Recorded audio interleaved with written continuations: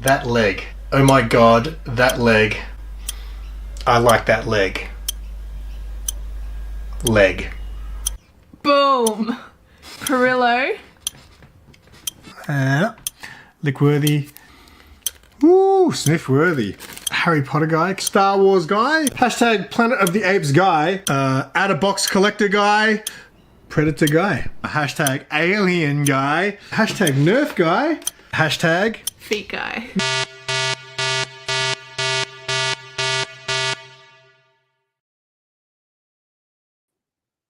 Whoa. That's not good. How's that happen? Sorry guys, give us a sec. There we go. What? That's not how it works. Isn't that supposed to be? Okay, I messed up. Anyway, what is going on? Anyone who's not watching WrestleMania, I was wondering why no one was live, and then Bo from Aussieverse was like, WrestleMania, and Andy in the chat there, what the F? You should be watching WrestleMania. Damn, FN, he knows what's up. Oh, mate, dinner. I forgot to message you back. This Thursday, maybe, yeah? This Thursday? So, yeah, WrestleMania is on, apparently, for those who watch wrestling. It's pretty crazy, because I used to watch wrestling, right? And obviously, WrestleMania used to be a huge pay-per-view, right? The pay-per-view of the year, and now it's free on Netflix, which is pretty crazy. Times have changed. Times have changed. I hope that happens to the UFC, because they're currently looking at a new network deal, and that could happen. Like, if they went with Netflix or something, Netflix might say, hey, instead of pay-per-view, let's just have it free on Netflix, and that would be huge. That would be awesome, because then I've already got Netflix, and pay-per-views are expensive. Anyway, what is going on, chat? Christina Payne first in, of course. Andy B watching WrestleMania. People flying through tables, ladders, and chairs. Oh my. DMFN. You're not working? Oh, yeah, it's Monday. It's Monday. And then we got Werewolf. What is happening? I'll drop a link in the chat if anyone wants to, hang. Feel free. Feel free. Here you go. All you need is a computer and a webcam. I've got a small pile of books to bag. I actually bagged a bunch the other night. I probably didn't need to because I probably could have saved it for the stream, but that's okay. That's okay. So we won't go too long today. Any news? I bought Street Fighter on PlayStation yesterday, so I've been playing video games for the first time in a while. I stayed up till 2 last night playing Street Fighter. It's like completely different than back in the day. There's like a what do you call it? A career mode, I guess I would call it. And it's like open world. So you're running around the streets, right? Open world Street Fighter, right? It's like one of the game modes. And you can just fight anyone on the street. So you literally walk past all these people. They got a name. You can go up and talk to them, or you can fight them. It's out of control. It is literally Street Fighter. All right. Let me. It's also but you work public holidays, don't you? If it was like this Friday is a public holiday, and you'd be working that, right? Because you get the money. You get the money. Yes, I kept saying like next Monday public holiday we're going to do the Cobra Kai thing, Dave. But I've got too much shit. Like, I shouldn't even be doing the stream because we've got a house inspection tomorrow, and my room's not that bad, but I'll get it done by today, hopefully. Otherwise, Sarah will kill me. All right. I guess if no one joins, I'll just show books as I bag and board them. You see here, mate, Dave, you should jump on, mate. You should make an appearance live. Imagine that. People are like, who is this DMFN guy? I never see him around. That's because he's one of my friends. He has appeared in one of my members-only videos before. All right. Let's have a look at the books while I'm... why is my camera going all out of focus? So first book I'm bagging. What is this? Gotham City Sirens Uncovered. This is one of those weird books where it's not even a comic book. It's literally just a collection of covers, it's kind of cool. I mean, if you're not going to buy all the variants, then you can just buy a book that has all the variants in there. So that's cool. Hey, Mick, what's going on, mate? Do you want to jump on? Me and this dude are probably going to hang out on the weekend, which is cool. Forrest, what's going on? Yeah, so I was up late last night playing new Street Fighter. I haven't played a Street Fighter game since like Street Fighter 3. And even by the time Street Fighter 3 came out, I was pretty much done with playing those kind of games by then. So check out this book. Has anyone read this? Bug Wars. Yeah, who doesn't want to read some Bug Wars? I only bought the first issue of this. Thought, yeah, I'll check out some Bug Wars. It's written by someone good. Who is it?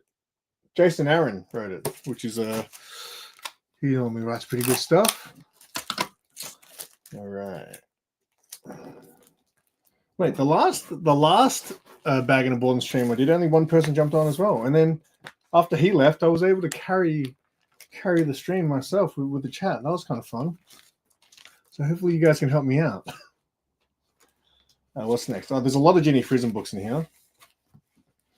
Also, for those keeping score, tonight I've got a new episode of The Noob with Mark, and it is a big one. It is I would say, I like to think in comic book terms, even when it comes to video. So, the first time one of my friends will show up in a video, be like, oh, that's your first appearance in that video. But tonight is definitely a key episode of The Noob. Sorry, for show you. Hey, Echo, what's going on, mate? Nice Jenny Frison cover there. But yeah, a big episode of The Noob is dropping tonight. And for members, I'm going to drop it probably straight after I get off live. I'll probably make the members only extended version drop straight away, and then later tonight at 9 p.m. everyone else will get it. Check out this book, Suicidal Tendencies. I like these music comic books. They're cool. I've never read any of them, but I've got quite a few. Hello, Matt. How are you? So I'm going to guess all you people chatting right now aren't wrestling people.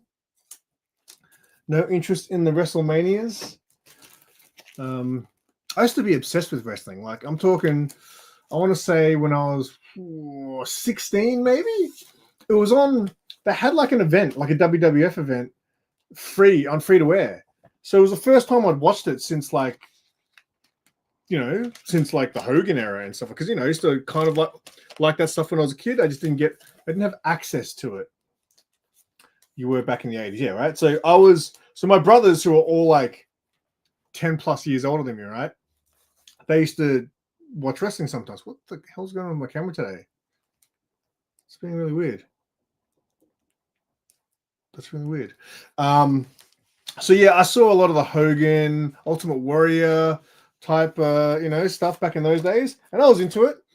And then I just didn't have access to it anymore because you could only really watch it if you had cable, I think, down here. And I never had cable growing up. So, oh yeah, I do remember that, Dave. Yes, and then in the 90s, it was on. They used to have a segment. There's a show here for those who aren't Australian. It was Nine's Wide World of Sport that it was on. So Channel 9 had Nine's Wide World of Sport on the weekend, and it would be highlights from all sports, right? But there would be a segment for 20, 30 minutes maybe of the show that played WCW, and I didn't even know what WCW was back. I didn't know there was two things, but I was seeing guys like Ric Flair and all that sort of stuff on there. They even played the Royal Rumble once. Oh, dude, yeah. So what happened was after I watched that, it was Channel 10 or something played Survivor Series once, and this is when I was about 16, I want to say. And I didn't know Stone Cold, Mankind, The Rock, all those guys were in it, and I didn't know any of them, right? And I was like, this is sick. Like, because I'd gotten to the age where I was like, oh, everyone got to that age where wrestling's fake. So you kind of lose interest as you got older. Oh, it's fake. Why would I watch that, right? It's crazy to think that we lived in a world where people thought that was real for a while. My mate Super Russ, he thought that shit was real until last year. So yeah, I became obsessed with it. And then my brothers had cable. I never lived with my brothers because they're like different parents. But they used to tape it off cable. They'd tape it off cable and then give me the tapes on VHS. And that's how I watched wrestling for like the late 90s to early 2000s. And then also in the late 90s, I started watching UFC, but I used to borrow them from the video store. And I used to borrow VHS from for wrestling as well. But on the same shelf, I used to go to the video store. It was the best video store. So I used to work at Blockbuster, right? And there was another video store literally on the same strip as us, on the same strip of shops called Home Show. And I I'd go to Home Show because they used to have a thing where if you wanted to borrow weeklies, like if you didn't borrow new releases, they're weeklies that they did, and no one else did this at the time. Later on, people did this. Yeah, I'm sorry to spoil that for you. So Home Show, they had 5 weekly rentals for $10, but during the week you could keep bringing those back and exchanging them. So you might have watched 2 movies of those 5 on the first night. You could bring, my camera's never done this before. It's really giving me the shits. So you could watch 2 movies the first night you borrow these 5 movies, and then the next day you could return those 2 you watched and grab another 2. So technically you could borrow up to, I mean, if you're crazy, 35 movies in a week. So I used to go to Home Show, and yeah, I used to borrow their wrestling tapes. But I noticed they also had UFC tapes on the same shelf. And back then, like in the 90s, I'd heard of UFC, but I never saw it when I was young. And I remember talking to this random junkie at a train station, and I would have been, I don't know, 14, 13. And he was like, "Oh, have you seen UFC?" And I was like, "No." He's like, "Oh man, the guy like jumped on his face, and I could have sworn he died, man." I was like, "Oh man, that sounds brutal, right?" None of that's true. But so I ended up watching all the UFC tapes, like from number 1 all the way through to, I don't know, whatever they got up to in the early days, and it was crazy. And then so I watched both for a while, and then I just lost interest in wrestling because to me, I know a lot of people don't like UFC. It's a lot of people like, it's people rolling around on the ground. Yeah, but if you're rolling around one of those guys and they choke you out, I mean, that's pretty cool, right? I mean, it's not cool if it's you, but yeah, yeah. So I watched all the UFC tapes, all those early ones, and then I kind of became obsessed with UFC, and I kind of slowly got off the wrestling and just watched more and more UFC. And even that was really hard to get. If you used to borrow those UFC tapes from the video store, we were 3 months behind. So a DVD would come out, and back then though, there wasn't an event every week. Like there wasn't even, I don't even know if there was a pay-per-view every month back then. No, man, what's going on, man? Do you want to jump on? I said, I commented on your video the other day. I said, we should hang out soon. So, no, man, if you want to jump on, mate, you're not doing anything, get on here and we can talk drama, you know? So, yeah, that was, but yeah, when I was obsessed with wrestling, I want to say the late 90s to maybe up to 2000, I don't know. I reckon up until I was about 21, 22 even, I was still into it.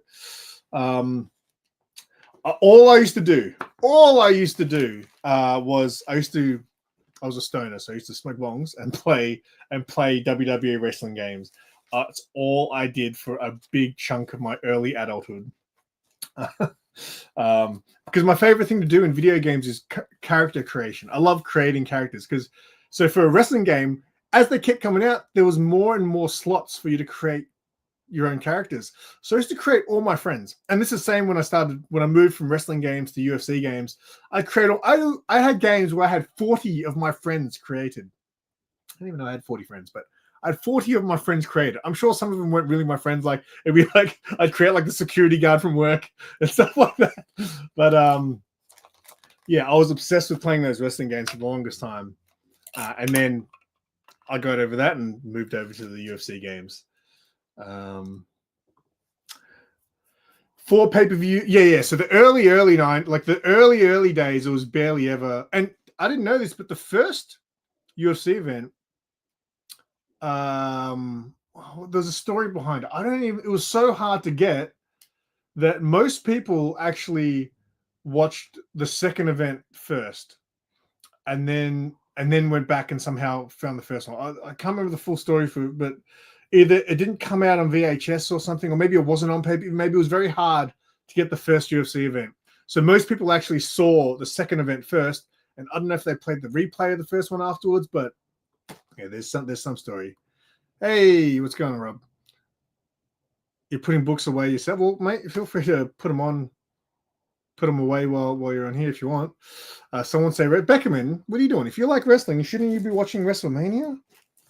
Isn't that what everyone's doing? All right. Hey, who remembers Defenders of the Earth? Yeah, I don't know why I bought these books. I probably won't read them, but I used to love Defenders of the Earth back in the day. Used to watch heaps of cable. Yeah, okay. I didn't really watch a lot of K1 up until when I started doing Muay Thai forever ago, 10 years ago now, I was obsessed. Like, so I'd watched everything. And I don't think I watched a lot of K1 before that, though. I did watch Pride in the early days. So one of my good mates, back in the day, he lived with, and this is like, I want to say 2000, 2001, maybe. He lived with the guy who was an MMA fighter. And this was when it was still pretty underground, right? And his roommate was scary. Oh, where was he from? He was like Slovakian or something like that. And it was this big, scary dude called Bill. And my mate one time had us over, and Bill complained. He came out and told my friend off. He said, "Oh, you guys are making too much noise. I'm trying to sleep." And my mate's like, "What are you talking? I got friends over. It's 2 p.m., man. It's like I'm having friends over." And he goes, "Tell your friends to leave, or I'll beat you up." No. He goes, "Tell your friends to leave, or something." He said something, and then my mate's like, "Dude, don't threaten me, or I'll call the cops." And he goes, "You call the police. I beat you up before they come." That's what he said. This dude. Hey, there you go. Hey, what's up? Hello. How are How you? are you? Long time no see. I mean, It's been a while. I'm not really up and around on the live circuit anymore. Hmm? You know what? Sometimes I do lurk in the lives. I just don't say anything because I know I'm only going to be there for 15, 20 minutes. So I don't want to say hi. Everyone says hi, and then I'm not there for the rest of it. So if I'm going to watch for a bit, then I sometimes will, chime in a bit. Yeah. I log all the time, but yeah. Hey, not near me. Oh, okay. Hey, Christina, can you hear me? Yeah, I can hear you good, mate. You got a new camera or something? You look different. Yeah, I got the same camera that Bob has. Oh, you're using the DJI camera. Yeah. It's pretty nice. I really like it. Let me see if I could. Dave, you're gonna have to text me. I'm not sure what you're talking about. Sorry. This is. I mean, let me see if I can see this. Yeah, see, you know what? That's what kind of annoys me. It's great if you want to do a video where you're moving around. That's fine, but what annoys me about that feature, and I would turn it off if I had that camera. If you're just doing a video like this, right, where you're just right there in the center. Camera, right. I don't like how sometimes it just slightly moves, like the tiniest bit, because it's following your head. If I was outdoors and I wanted to, walk around and stuff, sure. But sorry. Here's what I watch this. Okay, I'm going to turn that off. I want to put it here. Let's see if I could do this. Now I put it on my hand. Now I could use my hand. Yeah, I need a little face. Okay.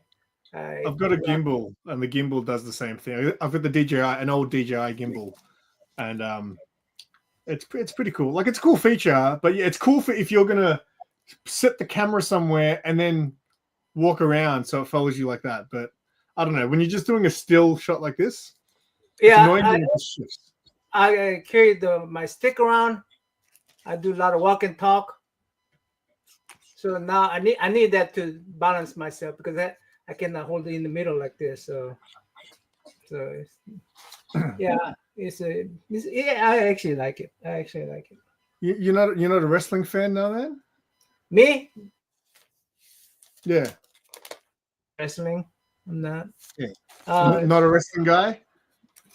I mean, I watch some of it, but I have to be super bored to watch wrestling. Yeah, I can still respect it, but I don't follow it anymore, so I don't know what's going on. So it doesn't really. I wanted to actually watch the Royal Rumble when that was on, but I didn't watch it because I think the Royal Rumble is fun. Yeah. So. Sure, now Beckerman hates me now because I told him, I said that. What? How can you not like wrestling? It's not for everyone, mate. But I mean, yeah, I was obsessed with it for a big chunk of my life. I was obsessed with it, and then I don't know. Well, I mean, everybody knows it's fake, right? Everybody knows it's fake, right? No, someone didn't know. Look, someone further up in the chat was like, "What? It's fake." No, so I mean, I mean, it's even if it's fake. I mean, what they're doing is pretty athletic, right? Very, Yes. You shouldn't say the word fake because people who are into wrestling get very offended. You got to say something more, I don't know, it's scripted or something like that. You don't want to say it's fake because wrestling's not fake. Oh, so let me ask you this: is a winner predetermined? Is winner predetermined? Yes, although sometimes in history, hey, pepperoni, what's up? There you go. See, it's not fake. See, pepperoni got super. All these people, they're getting super offended. No, man, you gotta watch what you say. I'm gonna get hate from You gotta everybody. say it's entertainment. That's the correct word. It's entertainment, right? Unsubscribe from now, man. Unsubscribe from now. So there have been stories where they went off script. Like, I don't know if you know the Bret Hart thing, the Bret Hart story of when I think he was supposed to win. It was supposed to be his final match or something like that before he left the company, and then they screwed him. Oh, really? Yeah. So there's a whole documentary about it, which is pretty good to see. I'll watch a wrestling documentary. There's that Netflix documentary out at the moment about Vince McMahon. It is awesome. It's like a 6-part. I think it's 6 parts, 4 or 6 parts, and it's kind of like the history of WWE and Vince McMahon, and it is awesome because it's legit, like it's real. They don't paint him out to be a very nice person. So yeah, I mean, I don't know. I just, it's whatever. I mean, I don't like would you like a monster truck smashing or something like that? Monster smashing. would I watch that? Yeah, monster. I mean, not really my thing, but I would probably like if someone offered me a free ticket to go watch it live, I'd probably be interested to see that live. I don't know if I want to watch. I don't know. It's not really my stuff. That's like super ultra, testosterone and stuff. Yeah. I mean, it's like cool. Yeah. That's that. Someone was telling me the other day there was a Poison Ivy card cover. I didn't know what he was talking about, but I think this is what he was talking about. Card cover. Is that queen? Is it a queen? Yes, she is a queen, and yes, it is a queen. Yeah. You been buying much books lately, mate? Not. I mean, not. I'm not. I mean, I slowed down quite a bit. But I am buying a little more expensive books. Okay. Well, you don't buy new books anymore. You're a back issue collector, right? Yeah. I'm not a new collector. I collect the bronze and silver age, and I've tried to get some more golden age stuff. So this is one of them I just recently got. Is that a golden age book? Yeah, but it's wow, that's the most plain cover I've ever seen. yeah. It's What year did that come out?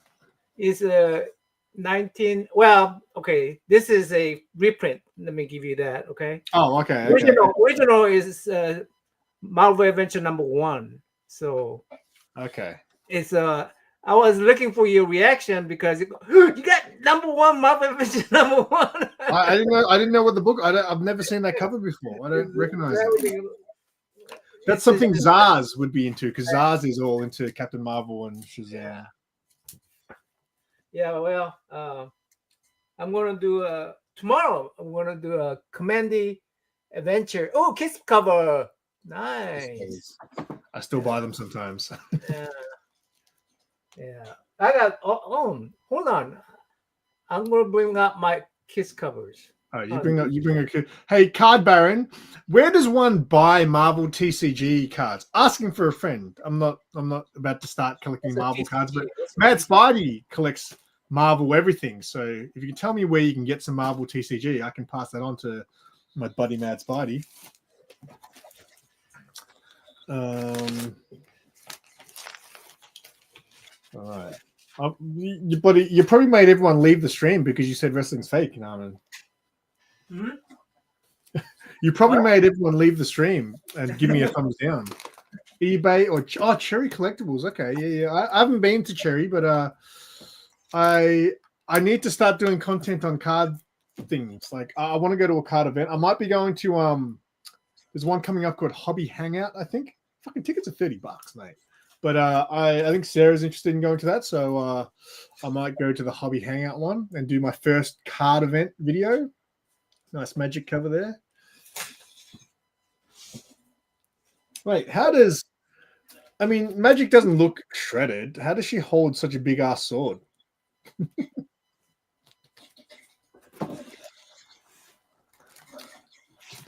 Or check local LCS. Local LCS... I don't... It's funny. I just noticed I got a I haven't replied to it yet, but I just got a you know, if someone's not following you or you're not following them, if they send you a message, it shows up in your requested tab on Instagram. I just saw a message before. I didn't have time to reply to it, and I just saw the start of it, and he said, "What is with the cough alternate worlds?" in my videos. So I'm gonna have to explain that to him. It's really interesting. Oh, this is a cool cover. I like this. Oh, what do you got? Wait, is this all your Kiss covers? Yeah. All I got is only got this much. I don't have it like you do, but I'll catch up. Whole box. This is more modern book. Oh yeah. I don't know if I've got that one. Yeah. I've got the one where he's kissing Electra. And there's a... That's classic. That's Will Potasio, yeah. I don't know if I've got that book because I've had it on my eBay watch list and it's like a $4 book here, and I can't remember if I bought it or not because I would have got it signed. Oh, what's that one? Hang on, let me. Sorry, Norman. Give me a second. Let me give you the floor so we can see this action. Archie. I love Archie covers. They're the best. Yeah.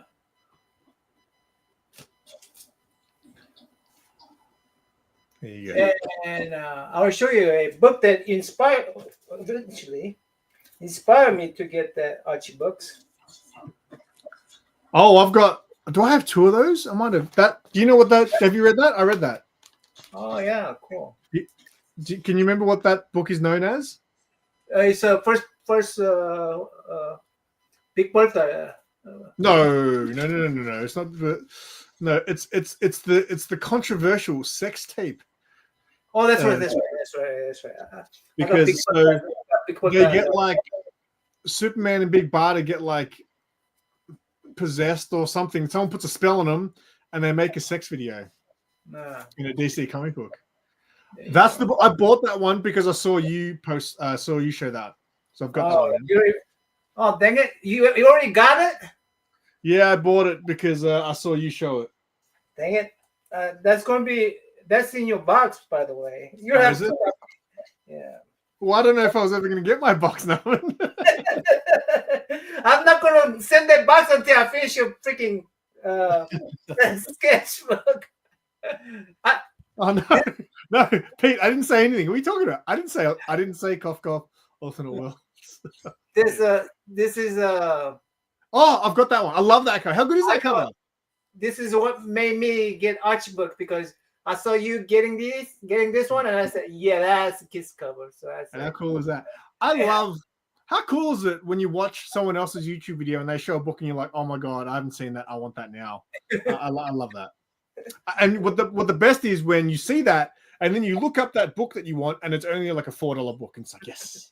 I hate when people show. Oh yeah, I've got that one as well. Look at this one. Same to you, mate. Don't mention cough alternate worlds to anyone. That's so mean.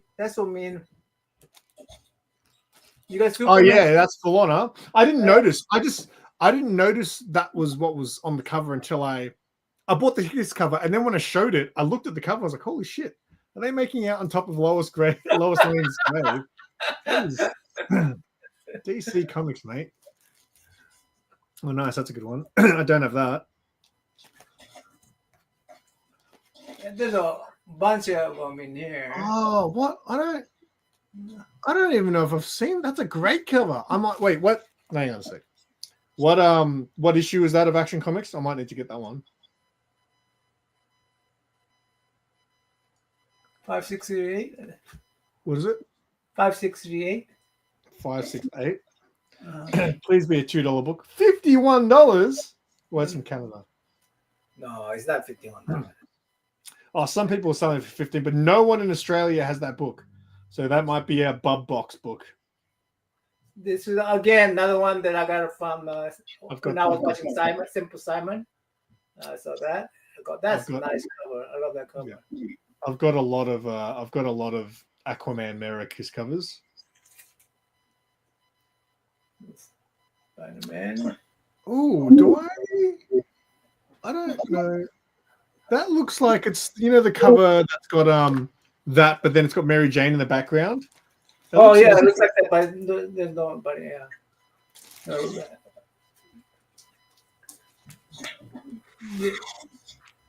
Gunsling. I mean, this is a. Oh, that's I've got the Kirkham. Yeah, I've got the Miles and Gwen version of that Kiss cover. Oh, this one. Yeah. Okay. No, this one is not very pretty cover. That's not very pretty cover. Not very pretty Kiss either. Yeah, see, that's the thing. Like, I used to buy every Kiss cover I saw, but now I'm a bit more selective. It's got to be a cover I really like, because I'm just. I don't know if I like that.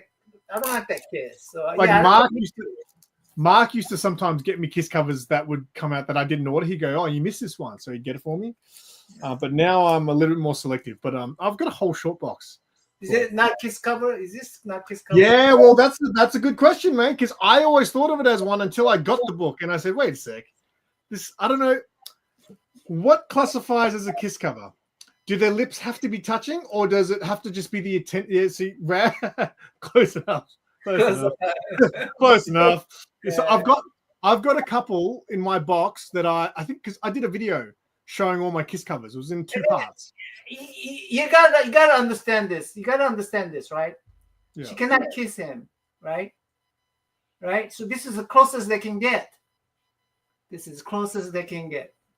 Okay. They should do the thing where when you were in, I don't know if you did this, but when I was in primary school, like in prep, when I was like 6 years old, you'd put your hands over your mouth with the girls and you'd kiss the back of your hands. Or maybe glasses, kiss through the glasses or something. Yeah, so I don't know. I've got so when I did my Kiss cover videos, there was a couple of books I showed, and I was like, I don't think I count this anymore as Kiss, because some of them I would say I would call like more of an embracing cover. An embracing cover. That one there, I would say their intention is to kiss. Is that close enough? Is that close enough? Yeah, like that would be a Kiss cover. I would say their lips aren't touching, but the intention, like if that image was 1 second later, they'd be kissing. So, I mean, yeah, this one I could understand it because they're just acting like they're kissing, right? Because you cannot kiss him physically, otherwise. But that also looks like their intention is about to kiss. I reckon 3 seconds later, that cover would be Rogue standing there while Gambit's on the ground, lifeless. I mean, yeah, Gambit would be lifeless, right? I mean, yeah. What's going on, Vinny? Again, I saw from your channel. So I've got all 3 versions of that book now. Yeah, did you know there's 3 versions? Yeah, I saw your video. There's the midnight and also the dawn, I guess you would say. Vinny says, "Nah, he's got to touch." Gambit could put it on wax lips. Like... That's a good one. What about this one? What about this one? Yeah, I've got that one. Yes, that's a Yasmin Putri cover. That was yeah, I would count that. So how I started collecting Kiss covers was Spider-Man. Like I noticed early on in my collecting that there was quite a few Kiss covers just Spider-Man, right? So I started off with just Spider-Man, and then I branched out and just bought every single Kiss cover I saw after that. I got more wedding covers than a Kiss cover, though. Yeah, well, that's your thing, right? Kiss covers was my thing, and wedding covers were your thing. Yeah, I'll show you the wedding cover if you want me to. Let's start from here. Here's a wedding cover. That's a great one. Yeah. Another Superman wedding cover. He marries how many times, man? Back to back, mate. Back to back bagging and boarding. Don't know how I feel about that. The real wedding. That's a good cover. Yeah. Oh, I got this is a wedding album. The Ooh. same cover. Yeah. I got 2 of those. Oh, no. Oh. Have you got the other Incredible Hulk wedding cover? No. You know the Oh, one maybe. that's got the white cover? Huh? The one that's got the white cover? I think this is a reprint. Super. The other Hulk wedding cover is actually a key. It's the first appearance of death from Sandman in a Marvel book. Oh. This is definitely reprint. That still looks old. Yeah. This is a Marvel Tales, but it's reprint. Let me see. Then you got the wedding album of Batman and Catwoman. Wow. Is that a collection of all the covers? Yeah, it has a like a. I need to get I don't think I've got I really want that from that Batman wedding story. I want that cover that's got Selena Kyle in the wedding dress in front of the mirror. I don't think I've got that one. Some wonderful art in here. Yeah, it's Clayman, I think, did the art for that. Was it Clayman? Or was it Joel Jones? Hey, there's kids in there. Hey. I've got that cover. Oh yeah, cool. Yes. I think Sarah might have bought that one for me because I was after it for a long time. That is beautiful right there. Yes. Let me go ahead and I could stay there forever. There's some from in there. Well, who did that cover? That looks almost like a sketch cover. It's not. I don't know who did that. King James, maybe Chung. I don't know.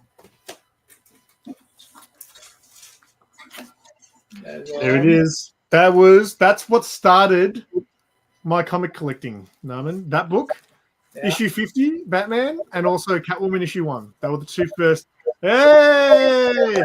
And she's got the cover. Yeah, that's it. 2 books in a row. Speaking of which, Hey, George. Sean is in, I think he might be in Canada now, maybe. But he was in America last week, and I gave him one of my Catwoman books to get signed by Joel Jones.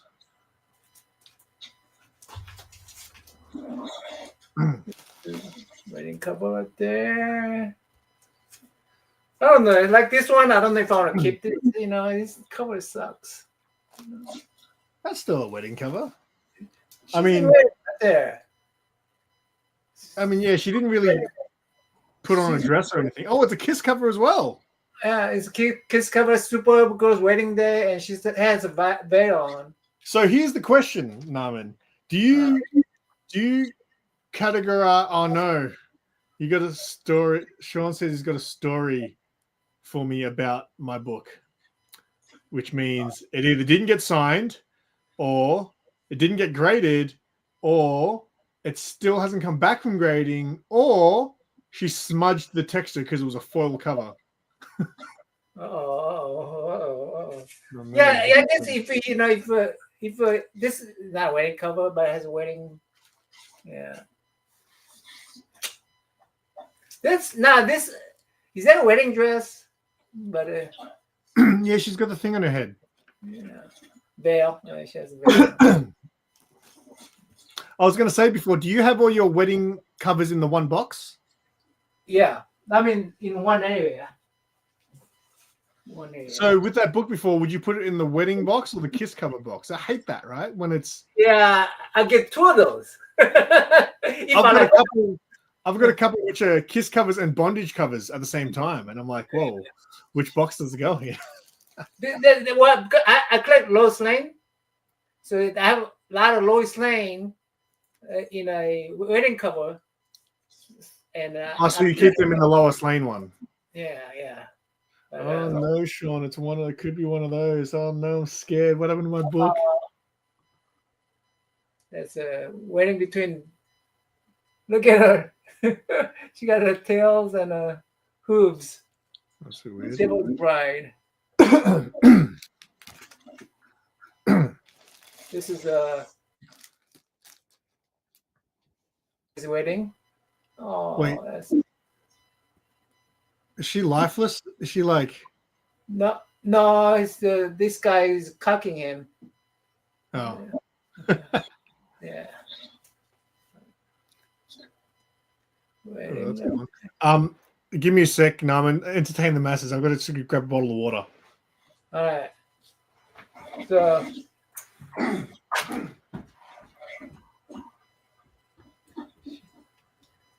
I think this is wedding cover. Is this wedding cover here? Yeah. I think this might be wedding cover. Right there. Goes to the Ash. Oh, this is funny. So like here Superman stealing this is Superman stealing Lex Luthor's girlfriend, looks like, right? And here's Lex Luthor stealing Superman's girl. See, Sean. That's a great type of cover because it's stealing girlfriend stealing covers. There's plenty of those. Yeah, go. So, or you want to call it? What you want to call it? Cock video?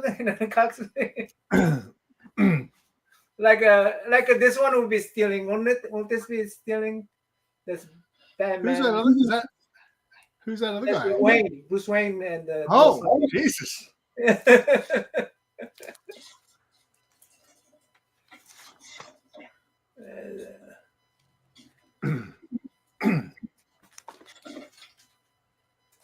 This is pretty. That's a great cover. It took me a while. I love those old Aquaman covers. Yeah. Aquaman, or new Aquaman book. I don't remember that cover. Who did? That's a great cover. Oh, Jazz want to come on. Sorry? Jazz want to come on, looks like. Zaz? Yeah. No, he said he's just jumping on for a little bit. Oh, back, okay. To say hi. That's a Bub cover. You know, Bub likes covers like that. What do you call that when they're holding onto a lifeless lady? That's a sick Bub is. Of course, Bob would think of that, right? There's a word for that type of cover. They did it on Comicories. I can't remember the word though. They called it where they're like carrying the person. So you know that Supergirl cover with the Supergirl cover with Superman holding her. Yeah. The Crisis one. Yeah. I mean, this came way before then, right? So now this is would you call it a wedding cover when it says the Bride of Yog? I don't know if it's a wedding cover. Nice cover. But I don't know if I'd call that a wedding cover. The theme doesn't seem like it's a wedding. Well, I mean, that's what they used when they used to sacrifice their virgin. They call it a wedding to some kind of. Wow.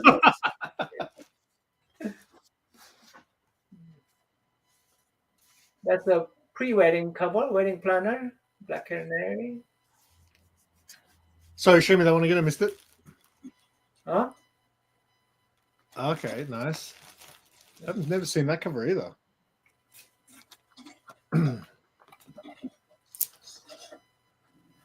Stop the wedding. No one marries Superman but me. I don't know what that's all about. There's Wonder Woman cover. This is ugly cover, but man, I haven't seen a lot of these covers before. Yeah, got a bunch of them. This is Bizarro. The another wedding cover. We showing out Green Arrow books. I don't That's think I said any Green Arrow books. I've got barely any Green Arrow books in my collection. I've actually only got one or two, and it's because they're Kiss covers. More wedding. Nice. More wedding. Oh, this is funny. This is funny one.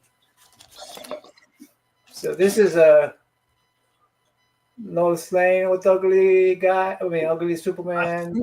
I've seen Grey Man show that one, I think. And Superboy with ugly. So I thought.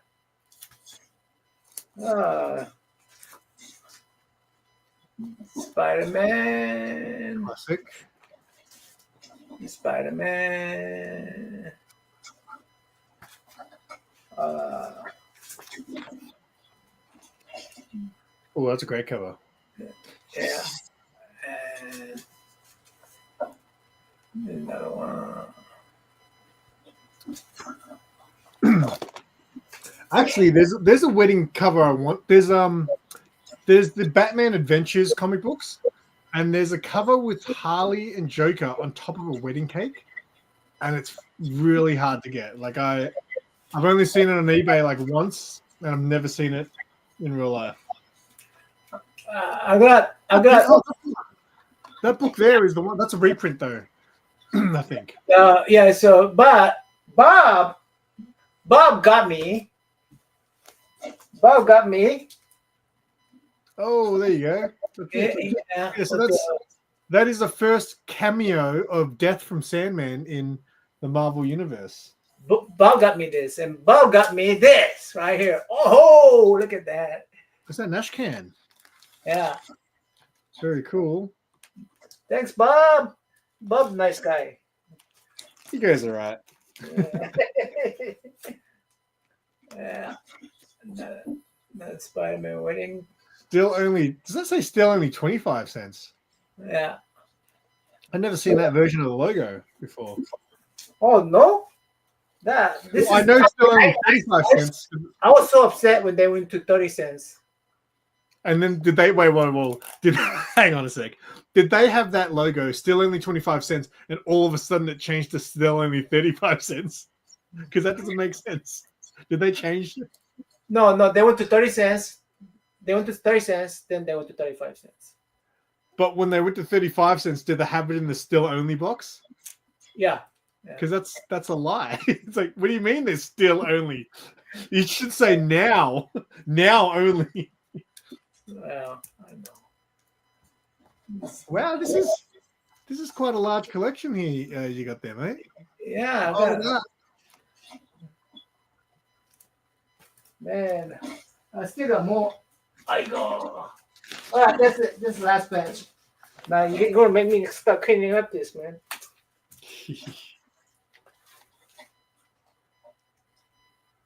Man. Nice. There's another classic here, I think. This falls out. That's good. I finally got that book. Yeah. Dr. Doom. Here's another girlfriend stealing, wife stealing book.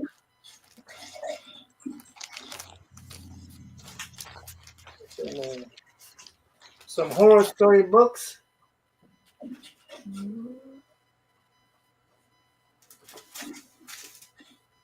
More. That's a great cover. I love that. This is some old stuff. Roger gave me these. Nice. I don't think I've got any Charlton comics in my. I'm not sure. I can't remember. Witching Hours. Witching Hours has a lot of these covers. Another one. Yeah, put that together. Ah, this is funny one. Oh, wow. That's cool. I've never seen that before. Married with the Children. That's cool. What is this? That's not a wedding cover. What is it doing here? Oh, this. I went to dead cover. I'm sorry.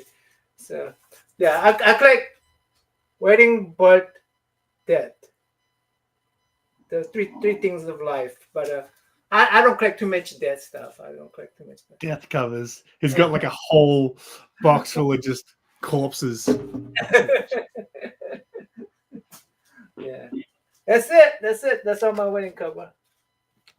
Very good. Well, let me I'll show you just a couple of the last few books that I bagged and bought it because it's a Jenny Frison.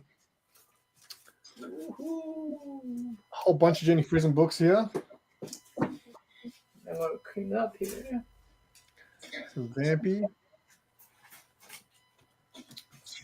Got some Black Canary. Oh, here we go, Rob. I think someone else wants to show some books. Here we go. Hang on a sec, Rob. Hang on a sec. Let me check out this For a Kiss cover. How good's that? Ooh, those. Hello. And then just the last ones. I got some Adam Hughes. I bought these finally. Adam Hughes Manhattan books, which are all great. Oh, I went backwards there. I was wondering why the order was all weird. So there you go, Rob. Cool. Hi, Simon. Hi, Naman. Oh, Hey. look at this. Oh, there's the book. There's the one. It's Oh, so soon hard as- to get. I heard him talking about it, and I was picking this up as it was coming out. So I went, "Oh, let me dig this out for him so he can see what he's looking for." Oh, That's- nice. That's a hard book. That's a hard book to get. So I've got the other book. So I wanted 2 books from that series. That was one of them. I've got the one where Joker's kissing Harley, but she's like trying to push him away. I got that. Here, I grab the whole posted it, series. and then people got weird. Like Sarah was like, "That's a weird, creepy cover." I was like, "It's meant to Well, be fun." considering. Anyway, I grabbed the series. You get the whole series. I have the whole series of all Batman adventures. And how many issues did it have? I don't know. I'm about to find out in a second.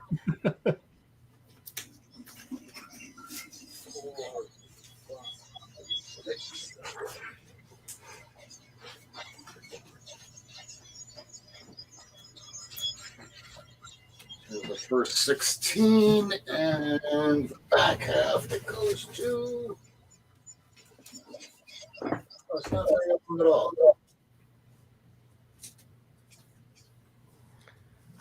Have you seen my sketch cover, Norman? Uh-uh. I haven't even shown it on my channel yet, but just a quick glimpse. Whoa! Nice. Quick, take it away. I'm gonna do a video on it, so I shouldn't have shown it. Oh, Ooh.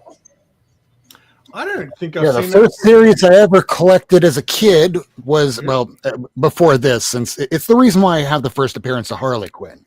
But as it kept going, I kept picking it up. that. Nice. Ooh, I like these covers.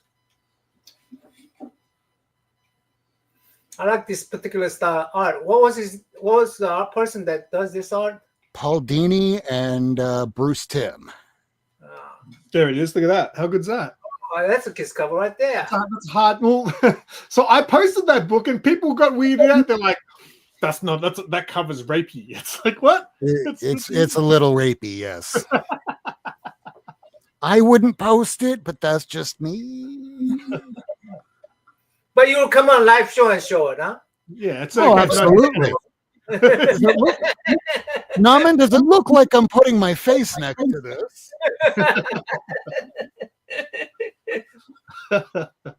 You just want No. Simon to suffer. You just want Simon to suffer.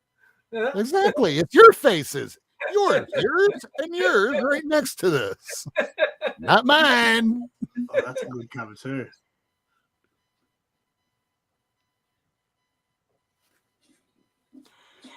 And one of the sequels from Mask of the Phantasm. Not Andrea Beaumont.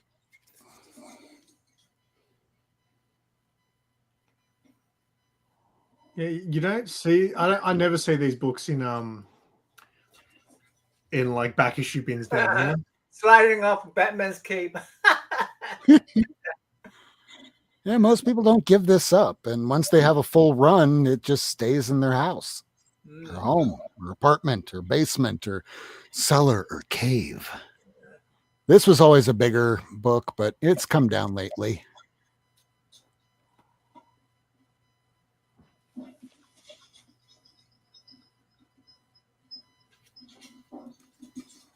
People were paying more. What year is this from? I'm pretty sure it's the early 2000s, but I could be off. Is that Nightwing with the red logo on him? Hmm? Is that meant to be Nightwing with a red logo? Well, I think it's just the lighting. Okay. I'm colorblind as well. Same. Yeah. Yeah. It's like, hey, what color is that character? I don't fucking know, man. This is another one of the bigger books because it's first Gray Ghost in Batman Adventures, and that was his mentor. Well, not mentor, but he looked up to him as a kid. There you go. You were talking about it earlier. I'm like, oh, let me run and grab that. Uh-huh. Your There's Kiss cover right there. There's Kiss right there. Love you.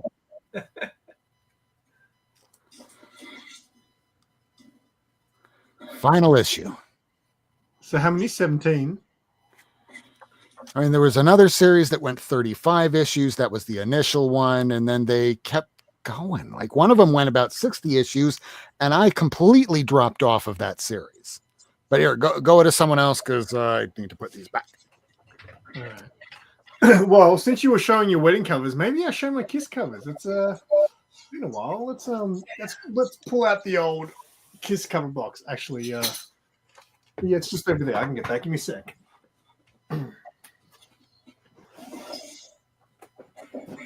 Who's out there? Christina's still there. Aaron, you need to come over and do the. Oh wow, Kiss covers. The whole box. Yeah, there were Spidey's powder tumblers who got me the post-it notes. All right. Oh, it's not as. Oh, why have I got 2 tabs in there? Oh, I've separated my Spider-Man ones to my everything else. Oh, I see. Let's just do I need to do that with the Superman and Lois one with everybody else. That's what I need. Okay, see, this shouldn't be in this box. Straight away, I pull one out. I was like, that doesn't count. This is more of a whisper in my ear cover. Oh, it's a little peck. It's peck cover. Yeah, this is a great one. This is classic. So when you're throwing a kiss, that doesn't count when you're throwing a kiss. Well, no, if you look at this cover, he's actually. I mean, he might be giving her a kiss on the cheek, but I mean, it looks more like he's blowing in her ear. It looks like he's like, "Hey, Mary," blowing in your ear. I think it looks like he's giving a Maybe. a kiss. Yeah. This is a good one. Kari Andrews cover. Oof. Man, so my camera's focusing really well today. It's not focusing on me very well, but it's focusing on I mean, that. if we're talking about blowing an area, I do have an entire run of Faust. There you go. There you go. This is a more modern one there. That's okay. Old school. Ooh, that's a. So this was like a 4-issue story arc, and I had to buy all 4 just to get this cover. So that's why I've got like. It's a clone. Yeah. This is an Alex Ross cover. Peter's not allowed to be happy. Kissing in mid-air as well. Yeah, with Bobby Morse. This Oh, Pete. is one of my favorite covers of all time. In fact, I should have got this graded because I've got 2 of them, and one of them is super mint. So one of them could be a 10. For that, You know what happens if you put that in a slab? You want all your kiss cover in a slab. no, because I got 2 of them. One of them can live in a slab. Oh, here we go. There's that Kirkham cover. So Sarah got me that one. I've got a few random ones, like this one here. That's one that Mark bought me, Walking Dead. Which is cool because back when he bought me this, I didn't know anything about Walking Dead. But then I watched it all, so I kind of... What the hell? All right, this is definitely in the wrong box. That's not a kiss cover. that should be in the Star Wars box. What happened there? I don't know. That's even grosser than when he kisses his sister. This one here. I love this one. This is a 1 in 25 ratio. It took me ages to get this book at a decent price. Nice. So Simon, do you have these labeled in boxes like kiss cover, hug cover, gray cover, yellow cover, red cover? Do you do this in anticipation that comic gories will one day come back? So I only made one comic gories. It was my favorite show. I did a video called it was like the best moments of comic gories, and it was like I presented a show like, remember when this happened? That's how much I love comic gories. And I only got on there once, and the one time I got invited was like one of those Halloween specials.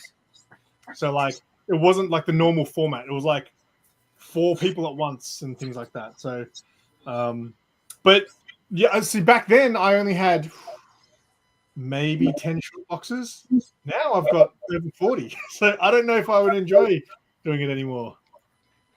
Could you look at your CLZ and just go, okay, quickly, let's put it on the view for icons. Okay, this is the book I'm going to use. Let me go find it. Is that like too much work, or do you need to thin down the boxes? I don't have CLZ, and just the thought of trying to just catalog it now is like Mad Spider used to do live streams on his Hangout, and he just slowly chip away at it, and he eventually got it all done. I mean, so Simon, let me just put it this way. Back at the beginning of the pandemic, it took about 2 weeks, since there was nothing else to do, to put all of this in CLZ. If I can do that in 2 weeks with nothing else to do, you can do it in a little bit of time. All it takes is day one. We need a pandemic, not the pandemic. Yeah, I wish I did it during the pandemic, because I only had probably 4 short boxes back then. I mean, we'll have another one coming down the pike eventually. Yeah, I saw some video of some person who predicts things, saying that like it's going to come back 20 times worse soon. Measles, bird flu, you pick it. Something's going to come, and we're going to go, hey, we can have some free time again. Oh, no. Chaos is calling you out, mate. He's like, I reckon it was more than 2 weeks. Another Walking Dead one. I think that Walking Dead cover I showed before, I think this was the variant. It's very rare where you see two covers from the same issue be the same thing. Oh, for all of the deluxe, they have at least 3. Wrong. I don't know why. That is really wrong. I don't know a lot about X-Men, so what's the deal? A lot of the smaller women, they like their big men. It makes them feel more like a woman. How good's that? The foot kicking up? Yeah. I don't know if I like this cover, but okay. Oh, no, yeah, that is wrong. That is wrong. What else does he have elongated? Oh, look at this. Kiss cover and a wedding cover. You got this one, Narman? You might have to put that one on the list. Oh, yeah. How about that? I have to get 2 copies of that. That's right. 1 for each box. That's... Nice. This one, I think Zaz gave me this one as a gift long time ago, many years ago. I think Zaz saw my first ever Kiss cover video was just my Spider-Man books, and there was only like 8 or 10 books, and then I think Sean gave me that one after he saw that video. This is one that Sarah got me, and I hate it.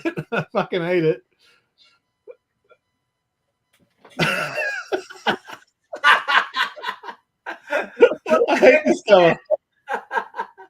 Sarah always buys me ridiculous covers.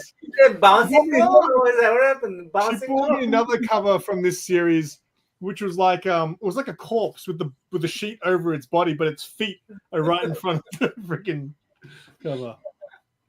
Oh, this is that Doctor Strange one that I've got.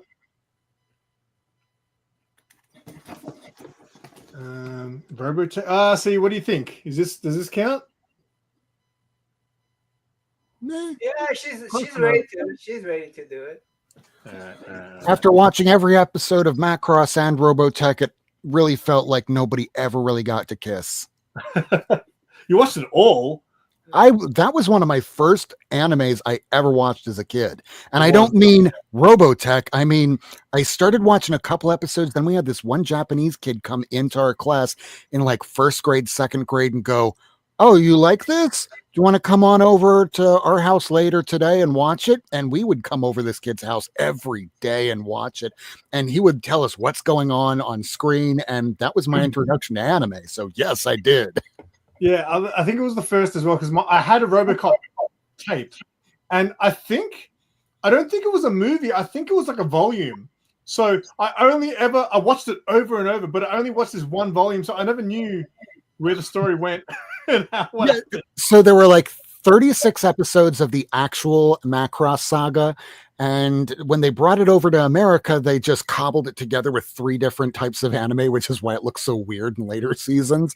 But they basically followed it, just taking out the parts of, so the city was destroyed, but everybody was evacuated. I went to a Gundam shop the other day and did a video. Hey, I gotta go. I gotta go. 9 o'clock. I gotta go take a medicine. Hey, thanks for the invite, man. Hey, good seeing you, Rob. Good seeing you, Rob. You Good to hang, mate. We'll see you guys. Hey, mate. Good to see you, chat. I just got finished watching Novocaine, and it's reminding me of him go, does he need to pee to make sure his bladder doesn't explode because he's a superhero? Wait, Novocaine, that's that new one, isn't it? Mm-hmm. It stars the son of, I can't believe I'm saying this, Dennis Quaid and Meg Ryan. I remember being a child watching them being in a movie, being introduced essentially, and now here's their kid in so many movies lately. Does that make you feel old? Yeah. These days, just about everything makes me feel old. There you go. I thought these guys couldn't kiss. They're kissing there. I guess they put some plastic lips on. Oh, this is a weird one too. Look at that one.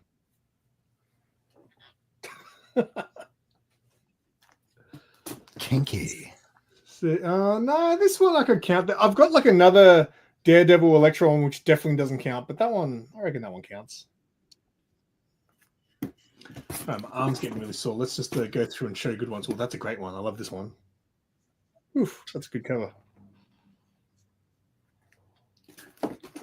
What else is good? Oh, yeah, there's a lot of good Aquaman ones. I think that might be a Josh Middleton cover. Looks like it. Very good. Way too much typeface on it. Actually, I know nothing about this book. I just found it and bought it because it was a Kiss cover. Ever heard of this one? Strontium Dog. So, no, I know nothing about that. Other than maybe, is it Adam Hughes? No. I do have a book in here which I bought because I thought it was Adam Hughes, but it wasn't. Maybe I was looking at Dead Ass, and Dead Ass just wasn't quite big and round enough, but then I had to remember that his old Legion covers, Dead Ass, was kind of not very plump, so I don't know. He used to do some flat ones. I don't know who that character is, but again, I bought it because so this book, Batman Off-World, was about Batman going to space, and I was like, I do not care about him going to space. But look, but it was Jason Aaron. Yeah. That's why people bought it. I didn't, but that's why people bought it. Oh, here we go. Here's the 3 variants, and not many people get to see these. So let me show these ones because these are great. So Narman already showed this one, the classic Jim Lee. Oh yes. And then there is this variant of it. This is what was this? They cost $1 more, and they're much more difficult to find. And if you could find them in a newsstand, oh boy, you hit jackpot, baby. There you go. And then you had I think it was the New York Comic Con variant as well. Woo! Look at that. Hard to get.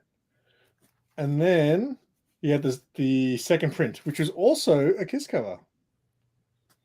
And I didn't realize that this one was also Jim Lee. So, yeah, I love those ones. What else is good in here? Oh, that's a ratio. So again, maybe show that. I paid a little bit for that one because ratio books are hard to find here. Because who orders 25 books? The secret is wait about a good year after it's come out and then buy them for less than cover. Yeah, but you guys get to do that. Down here, they're still expensive because, like, literally very few books, very few stores will order 25 of anything, you know? Oh, no, that's very fair. It's just Mr. Rogers, growing up with him telling us that we're all special. Well, the very definition of special is something that's very rare, something you don't see very often.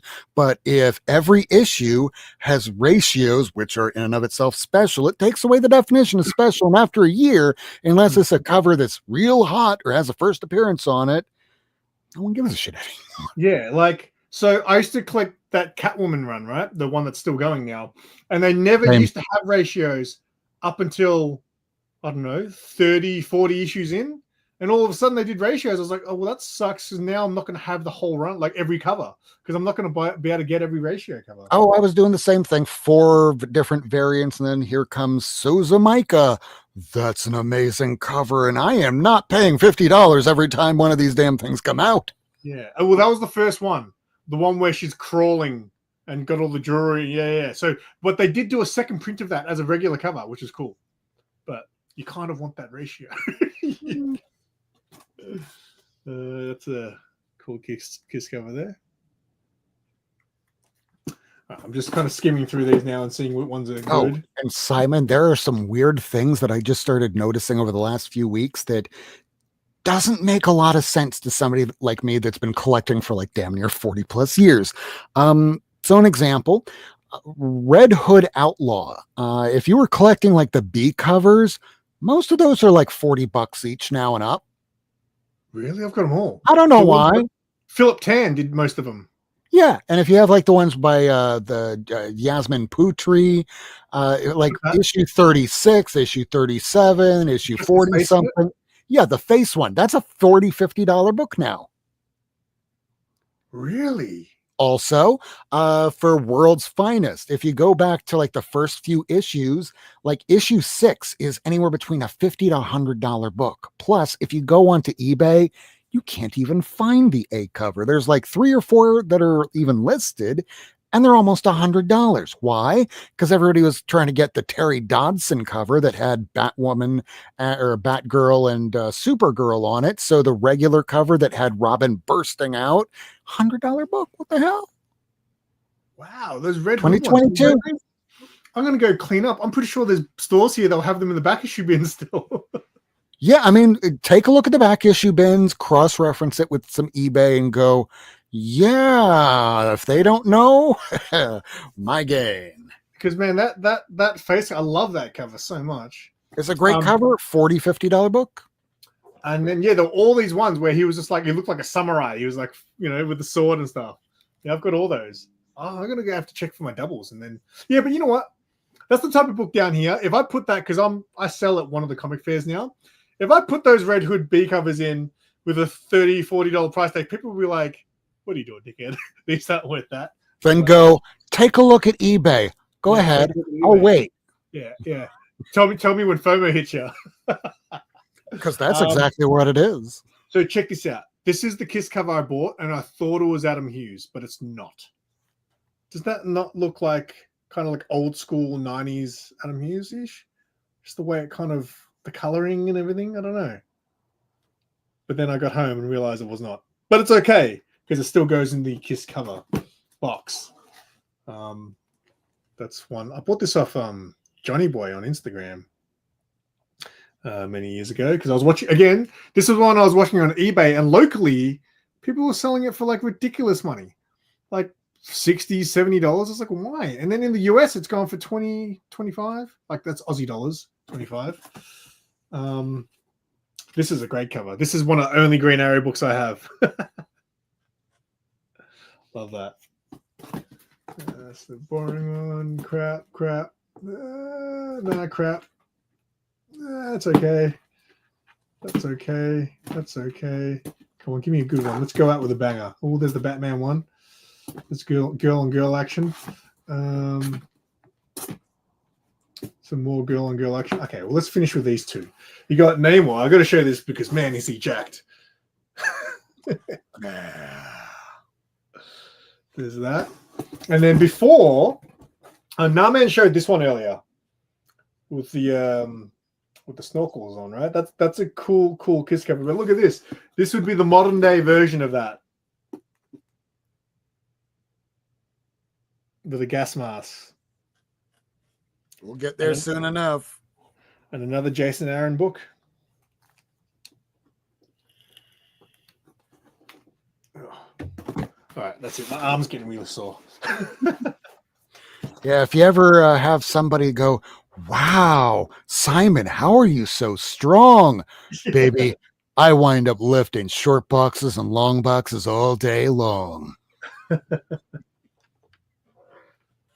So why was it? Were we on the stream on Rods the other day talking about Comic Gurus and why it's not on anymore?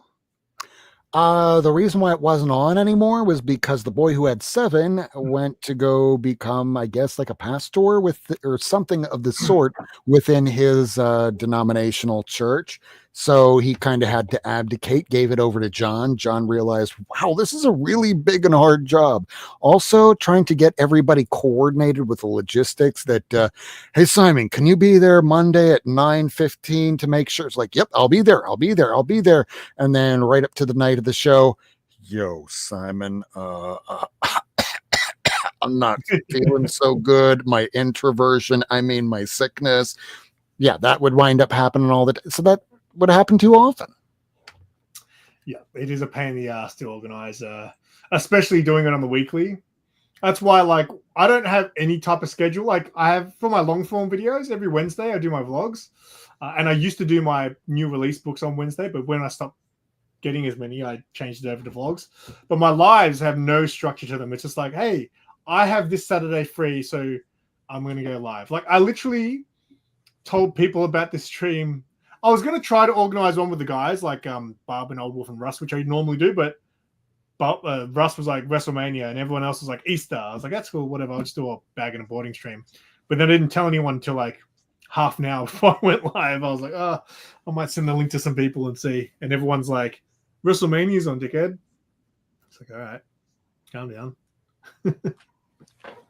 Luckily, I don't watch WrestleMania. I don't have family anywhere near me, which is awesome sometimes. And 3, am I going to choose Jesus over friends and other people on YouTube? Wait a second. Jesus would say, yes, you go do that. You have fun. I rose for this. I'm glad I get the day off though now. Like, I used to work on public holiday Mondays, so now I work tomorrow. Yeah, well, I go back to wait. Oh yeah, it's Sunday for you, isn't it?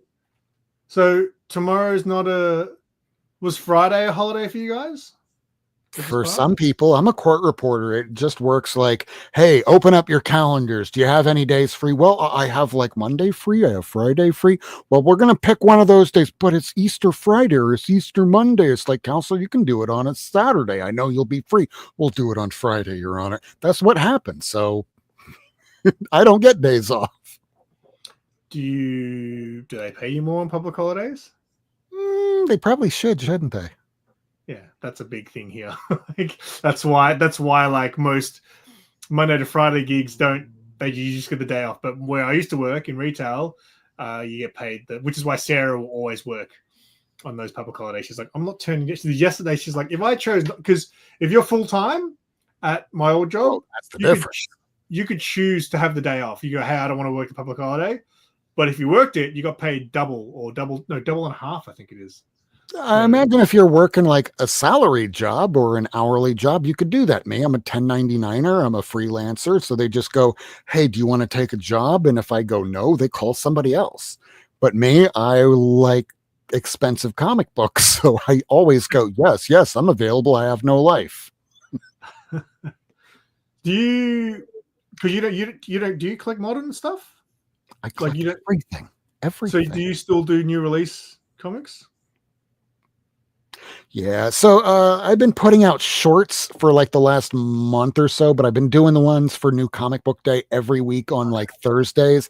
So I cut it up to trance dance music. So if people are into Armin van Buuren and stuff like that, I wind up cutting it to that. So I do new books. I do full runs of stuff. So a few weeks ago, it was the anniversary of Dave Stevens passing. So I did a few videos of that since I have just about all of his work. New stuff, old stuff. I'm a run collector. So yeah, I get just about everything. But eventually I'm going to have to run out of room. Not on purpose, just because it's just the nature of the beast. Well, I've always wondered, because your room has always looked like that for as long as I've known you, pretty much, I think. Like, where do all the new books go? Oh, right back there. And everything. There's no room Okay, so I'm going to switch up the cameras here. So there used to be a couch over here with a picture and everything. I had to put a whole nother rack. So you see how there's that the jock cover for Detective, that used to be like right over here because I had all my DC just here, all my DC. But then I started getting a lot more DC, especially the old stuff. And then I had another friend of mine offer me a bunch of war titles. So I went, yeah, I'll take it. So now I have my independent issue ones up there, my DCU variants up there. First 3 boxes are war comics for all DC, and then Action Comics, and then all the Batman stuff. Batman continues up to Detective all the way down there until it hits Wonder Woman, and then Amazing Spider-Man, and then there's all of the Marvel. But because there was so much fucking X-Men coming out, so much, I had to, and I always say this, and I say it in a laughing tone because I mean it, I had to segregate my filthy mutants into my bedroom. And I don't mean that in any kind of weird way. It's just that there was so much of it coming out that I couldn't accommodate going, okay, New Mutants here, Uncanny there, Alpha Flight. It's like, no, all the mutants over into one area. And at one point I was even breaking it up, pre-Krakoa and anything after Krakoa. Now Krakoa's over. So now I put everything back in alphabetical order, and it's just insane, the level of mutants that come out, to the point where I'm going, eventually no more mutants. Mate, that day is coming. and your whole thing there all like cataloged properly, isn't it? Like, if I say get this book, you know where that book is, right? That's crazy. Yes. But I guess you got to a point. I mean, have you always been like that? Has it always, like, did you one day get everything sorted and then from then on you just kept it? Okay, so here's another thing, because tomorrow's going to be a big day in my life. So let me show you in my favorites here what the comic collection looked like just before I got it out of storage. I used to only have about this much. It looks like shit because my cats were tearing the boxes to Kingdom Come. So then when I got everything out of storage, this is how everything looked then. It was only 1 rack and a few extra boxes. And now I have 4 racks in here, at least enough that would accommodate a rack inside my bedroom. Eventually, I'm going to have to remove just this table here, and the window that's my rack. So I'm going to have to take this out and get a whole nother rack there, and then lose the window space where no more Hall of Justice after. But yeah, that's the problem of being a active collector, especially if you're getting the new stuff. And am I reading it all? No, I can't have enough time to do that, but I try. Well, that's the problem. I've pretty much stopped reading, which is, long boxes. I don't know anyone who has long boxes down here. Like, they just don't, not that they don't exist, but I don't know anyone. I mean, I'm sure there I know some people, but I've never gone into someone's house and gone, holy shit, you got a long box. It's always short boxes for some reason. They're easier to handle if you ever have to move, but God help you if you have nothing but long boxes, because you'll have somebody that might say, yeah, sure, Simon, I'll help you move. After about the 20th long box moving, I'm done. It's like, but I have so many more. I don't think you heard me, Simon. I'm done. Yeah. I think Old Wolf in his background, they're all long boxes that he used to have in his background. Yeah, so because I've stopped sort of reading, I think it's making it easy. Like I have been ordering less and less over the but so I pretty much cover by now. I will buy a lot of first issues if something seems interesting. I'm like, oh, I might read that one day just to check out the first issue, and then maybe I'll buy it in trade if I really like it. I like collecting those first issues, but I think Well, I'm getting. how about you? Because here's another thing.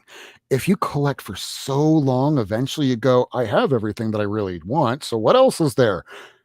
Other than first issues where they print a massive amount of them, the final issues. Because those final issues, as opposed to, we printed 300,000 of these. Well, when it was getting canceled, how many issues were printed? I don't know, like 800. I want that. Well, that's what I want. The last Star Wars book, like the original Marvel, Like 107. That was Weiss Portacio's first book. Oh, really? Yeah. He was just in Melbourne the other week, and I didn't get a book signed. I didn't even stop past his table, to be honest. Next time he's here and you have that 107, he'll be impressed, I assure you. If I get that 107, if I get it. So what he was doing, I was telling people the other day. So I think was it on Rod stream? Like people were talking about charging for signatures, like Jim Lee. Yeah, I think it was the same stream. And yeah, how Wilk was like, he only charges for the keys. It was only $15. For you guys, that's like $8, $8-9. So it stuns me that artists are charging so much for signature. I mean, people have already bought your work, you know. To be fair, it's one thing if you have somebody come to the table with like 2 books, maybe 5, 10. Okay, you're kind of pushing it. Yeah. Okay. But I remember back in like the early 2000s or so, right when J. Scott Campbell first started doing the work on Amazing Spider-Man, I brought like 3 books. I didn't have a lot of stuff. And I had this son of a bitch that was in front of me that brought a short box. And he's like, yeah, I can't wait. So he signs these. I plan on putting them up on eBay. I'm like, what's eBay? That's also how I learned of eBay. Yeah, he dropped it off and then went and did other shit and then came back to pick it up. And after he left, that's when J. Scott Campbell, I got to ask him the question going, how often does that happen? I was like, well, it's kind of nice to be able to be thought of that way. I'm like, he's kind of taking advantage of you. But that was me being an early 20-year-old kid seeing that back in the days when people weren't charging. Now, just about all of them are charging. And to charge for keys, I get it, because no one wants to be taken advantage of by some asshole that just plans on basically making a dime off of you. So great. Let them make some money. They could use it. Because most of the local comps, so really we have Tom Taylor, we have Nicholas Scott. They're probably the 2 big ones. That they don't charge. And Tom Taylor, you can bring 10, 20 books. He'll sign them all. He does not give a shit. He definitely likes to ask, do you want it personalized? Because I think that's the whole thing of making it, you know, you're not going to sell it. But the only time I paid for a signature here was Kevin Eastman. Kevin Eastman came down. I was like, I've still got this old Turtles book from when I was a kid. I want to get that signed. And I will never line up for a signature. It was ridiculous. So at those big cons, obviously, some people go there and all they do is line up. All they do is line up all day at those events to get signatures, to get photos of the celebrities. Man, I was like, you know what? This is the first time I'm going to get Kevin Eastman's signature. 4 hours I lined up for Kevin Eastman, right? So in the first hour, so I always do the videos there, the cosplay videos. So my camera guy, I was like, I'm going to get Kevin Eastman's signature. Why don't you go film a bunch of B-roll and come back? He goes, all right. He went around for an hour. He came back and he goes, you haven't moved. I was like, I know this. I'd taken 1 step in 1 hour. 1 step. So it was because they had to divide the line. So there was the queue, then they had to cut it and then go, okay, you guys go back here. So that back line I was in hadn't moved in an hour. And then eventually I got there. And like Kevin Eastman likes to talk. So which is great for the fan. He would chat and chat and chat. But when you've got this massive line, by the time I got there, he's like, "How you doing, man?" I was like, "Just shut the fuck up, sign my book so I can get on with my day." So I remember when I created Teenage Mutants, like, no, let me just stop right there. Dude, I got shit to see. Today's not that day. So yeah, never. I'd rather pay someone to line up. So Zaz last year when he went to what's that big comic con you guys have? It's all comics. Not C2E2, that's what he just went to. New York City Comic Con? No. It's literally just all comic books. It's one of them, anyway. I've been out of the game for a while because I don't want to be shot.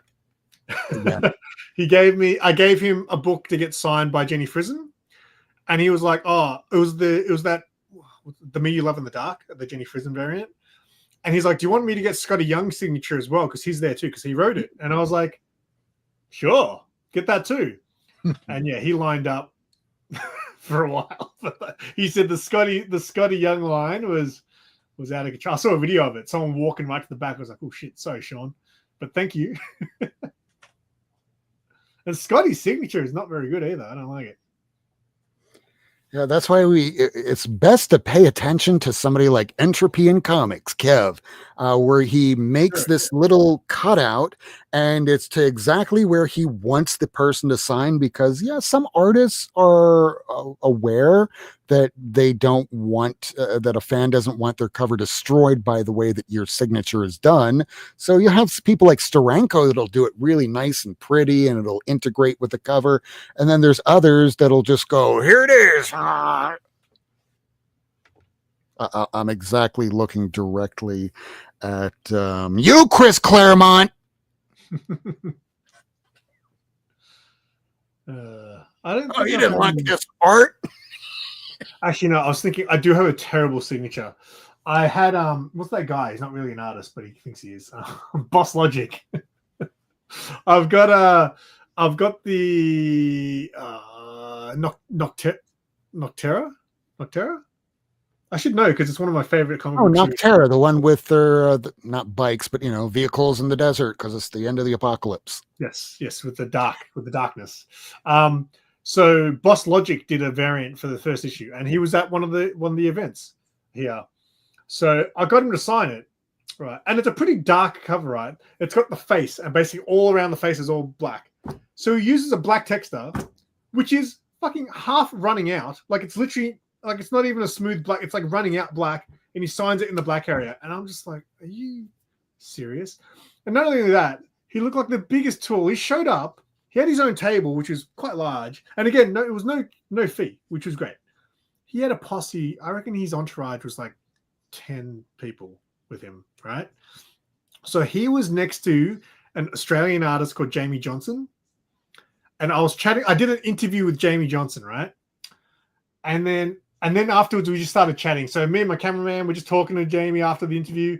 And I was saying, I want to interview Tom. I think I'd interviewed Tom once, but I was like, I want to interview Tom Taylor as well. And he goes, Tom sometimes packs up early. So you should probably get down there now. So we just go, cool. So we walk straight past Boss Logic's table to go to Tom. And apparently one of the guys, my cameraman heard one of the guys at the table go, "Oh, don't worry. We didn't want an interview anyway."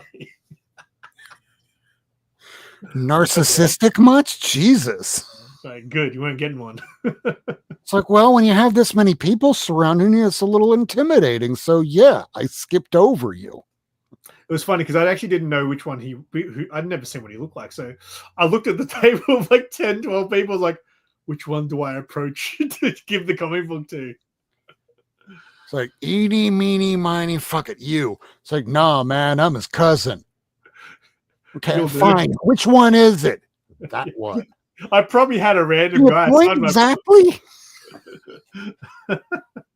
No, I mean, you're right. If it wasn't back for the old days when Wizard would put the top 10 creators in the back of their catalog, and that's how we'd know that, oh, George Perez dresses in basically nothing but Hawaiian shirts.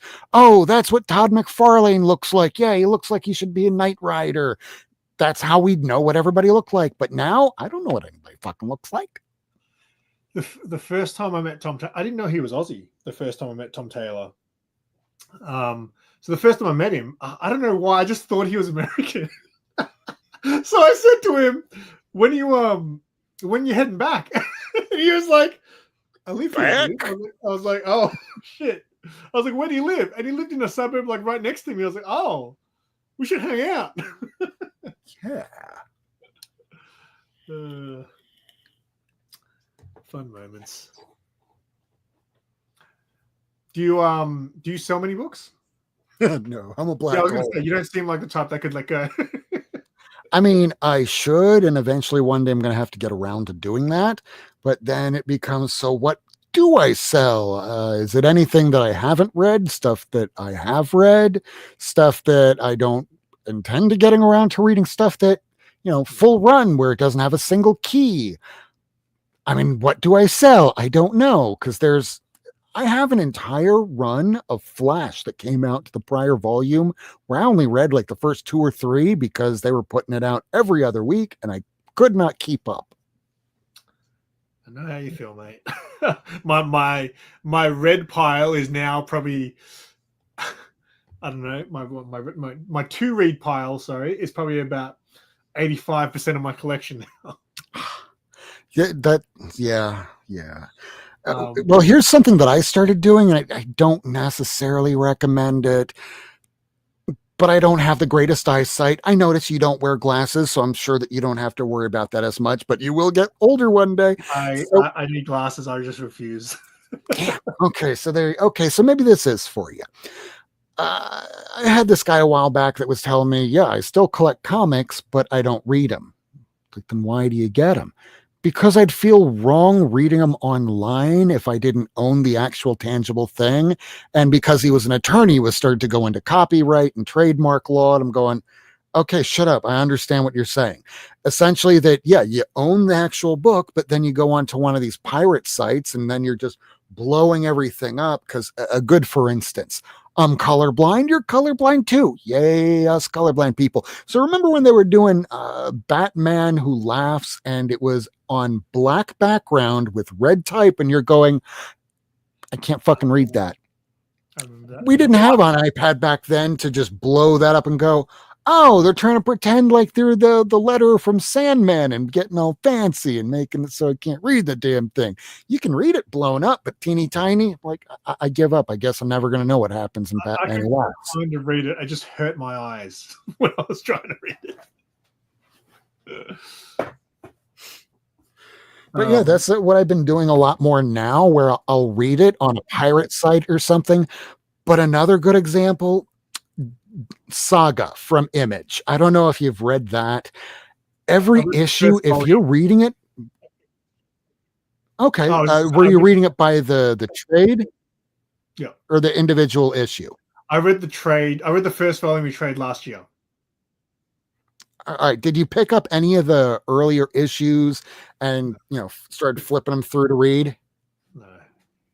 Well, you're probably better off then, because it's something I didn't realize until, how I told you at the beginning of the pandemic, I put everything into CLZ, but then I start changing everything out from regular bags and boards to Mylar and OPP. So as I'm putting everything into new bags, I'm seeing what condition everything's in to put that into CLZ as such. And I'm realizing, Jesus Christ, almost every single issue of Saga in the back, because I've been reading it and I turn the page and it's still the same hand that I'm reading it from. It is just smudged all to shit because of that. And then I checked a few other books. Some of them are smudged just like that because of our finger grease. And why destroy a book when I can just bag it, board it, and then read it online? Not destroy it. Yeah, so I've got a friend who collects the same way. So he still collects new releases, but he reads them digitally and just likes to have the book in his collection. I do it sometimes, like there's been a couple of more valuable books that I've picked up and I want to read. So I got the book, but then I just read it digitally. I just don't enjoy reading digitally. I don't know why. It's not the same. I enjoy sitting there, taking it out of the bag, and then reading it, and then putting it away. And I just read a book because I never read a lot growing up, you know. So that's what was good about comic books. I was like, oh, at least I'm reading something now. And do you just read in one area, or do you travel places? Like I used to go to the beach sometimes and read a comic book, and then I had to wind up digging out with a fucking tool sand. Yeah, no, I never like when I go overseas later in the year, I might take maybe a trade with me. But that would be good if I actually, you know, made reading an event. I'm going to go to this place just to be out in nature and read my comic books. But I did that. I used to go to the gym. I would go and get onto one of them treadmills that would have a screen, and instead of watching stuff, I'd put like the latest issue of Batman, and I'm reading Snyder's Batman. Cantonese comic Playboy. When was that a thing, Jeff? Huh? That's the new you haven't heard. That's the new nickname. Cantonese comic Playboy. All right. How you doing, Jeff? Not bad. You? Yeah, good. Don't celebrate Easter? Well, not really. Fair Yeah. enough. So Most people don't. We don't. I get together with my family to have a feed, but we don't really celebrate Easter. It's just an excuse to get together because everyone's got the weekend off. So very good. But yeah, Rob, if you're going to sell stuff, I think the way to go is to sell like a big collection. You know, you make space. You'll make more space in your collection there.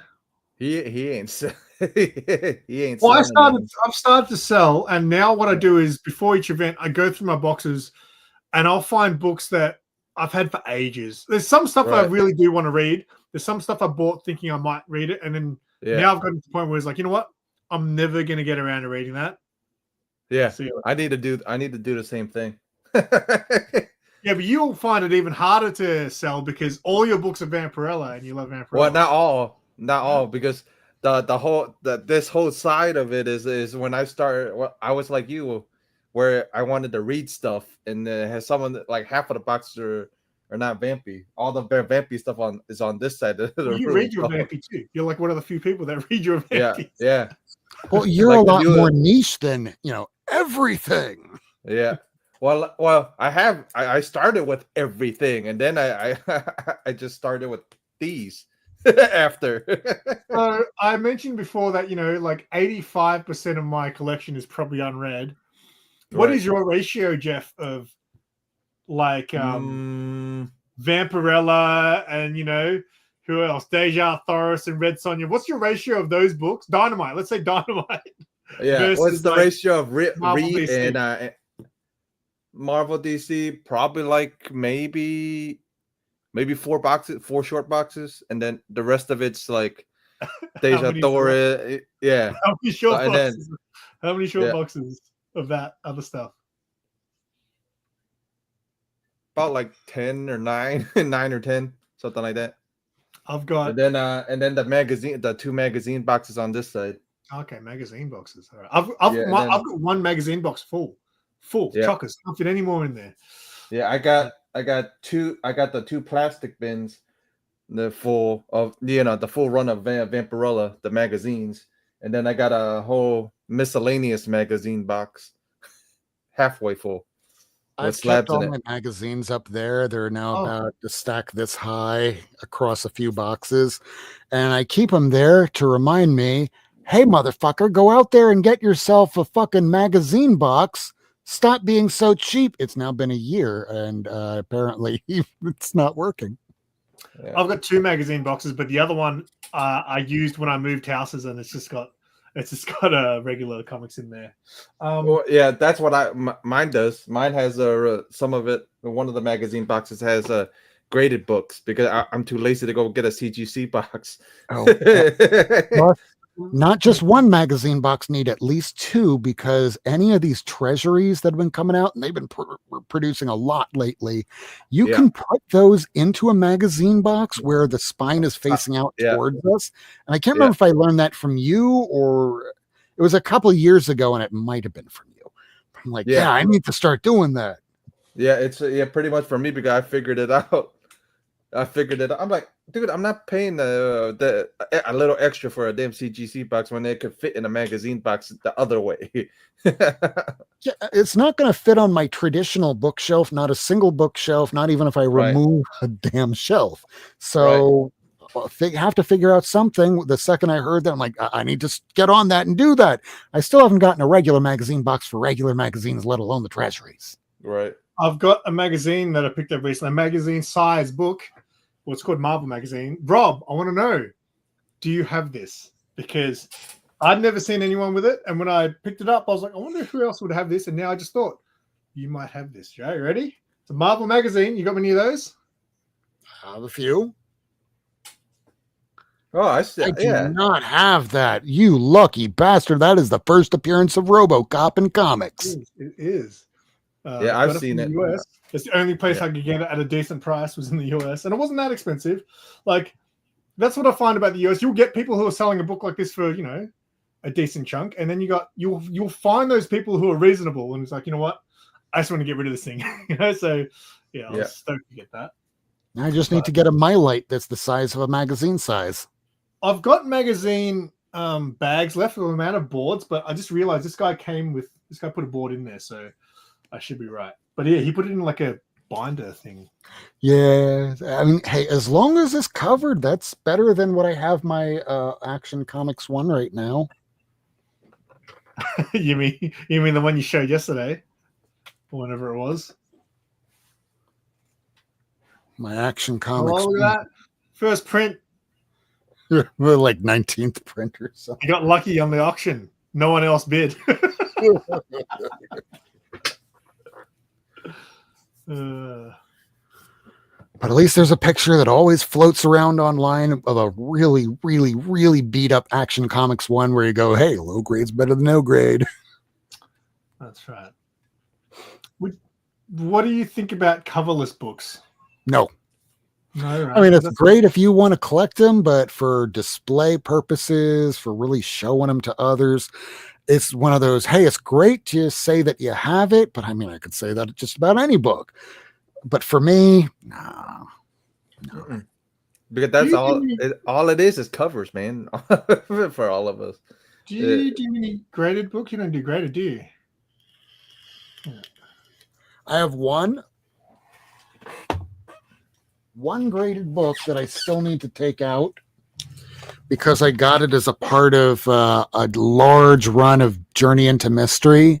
So I'll take a screwdriver to it eventually. I just, if you've never done it before, you'll watch other people and go, okay, well, it looks like they're competent enough to do it. But then I think about myself and go, but am I competent enough to do it? Just, mate, the first time I did a slab cracking video, I did it with Mad Spidey, but we did I think it was a Halo slab, the Aussie one. And the idiot, he got the book out of the case fine, right? But you know how it's in like another bag inside the slab? Yeah, like he tries to rip it like this, and it just messed up the book. I was like, oh you're supposed to cut it. Grab an X-Acto. How hard is that? X-Acto, or cut, or at least cut the top of it, the top piece of it off. It was a terrible. So you can at least slide it out. Yeah. Oh well, you live and you learn. Yeah. So he knows better. And then he started doing a video series of taking books out of slabs, and he'd start using like buzz saws and stuff like that to do it. Was this person named Whack Comics? That was Mad Spidey. Oh. Inspired by Whack Comics and Remy Q Studios. Clearly. I remember when Remy used to do it. With the chainsaw. Yep. What is a nice little chainsaw? That's scary. I don't even know anyone who's got a chainsaw. Who has a chainsaw? I might live in a house, but we hire people to come and do the tree and lawn work. So you know, It's funny. I was saying we this do the story same the other day when I was at work at my old job. One time we're talking about, I don't know, it was putting something together, and then they were like, just use a power drill, and I was like, I don't have a power drill. And then multiple dudes were like, you don't have a power drill. They're like, what you're kind of not man? a man. What kind of? This is what I said. What kind of man doesn't have a power drill? And you know what I said? I said, Guess what? real men use their hands and a screwdriver. I like a sore wrist. So what are you talking about? Electricity's for bitches. Are you saying that you're a little bitch that uses power tools? Ugh. Turn it right back on them. I mean, people are fucking stupid with the whole I'm better than you are because I know something you don't. Fuck you. That's right. What you been up to lately, Jeff? You guys still doing your stream? Yeah, You we're double still doing Hangout? this too. Yeah, we're still I can't doing believe it. you changed the name. Well, because he found out we were both tigers, zodiacs. That's the main reason we changed it. The name change. Oh, I guess for a show, whatever. And you'd only done a few streams as Double Dragon, right? But when I first saw your name as Double Dragon, I was like, that's pretty funny. Yeah. And then you invited me on, and then you changed the name to Double Tiger. I was like, wait, what? I agreed to going on Double Dragon, mate. Double yeah. Tiger. But they changed. I'm saying you took it personally. No, then they changed it. Then we changed it because we found out our zodiac signs were both tigers, so just different years. So did you go back and edit the title of the previous ones too? No. But I've done it before. I've done it to the freaking Extreme Nerd Table one too. You remember, Rob? Does G-Man still do his collective thing? He was doing it all the way up until a couple weeks ago, but it was Saturdays in the like early afternoon. Yeah. Oh, so he didn't do midnight anymore. Mm-mm. He stopped doing. He stopped doing midnights for years.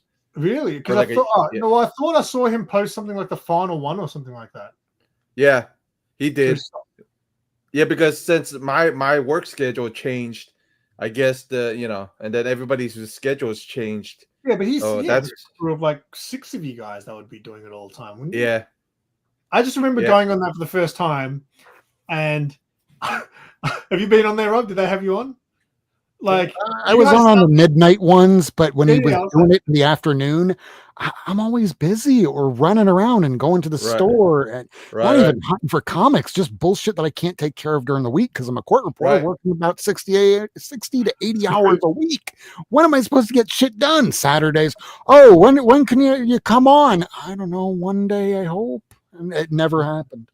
So I was on the midnight show, but obviously it was afternoon for me, which is fine.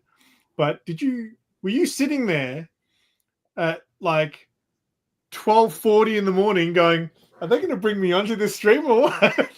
You guys used to chat for ages. You guys would start showing books. I told him to cut the preview short. I go, you remember, I would always joke around. I go, hey, grab your popcorn because our intro is going to take at least 45 minutes. Yeah. It wasn't a bad thing. It was just fun. Because I thought you guys forgot about me. No, he spent a lot of time on your guys, all you guys intros, like everybody's intro.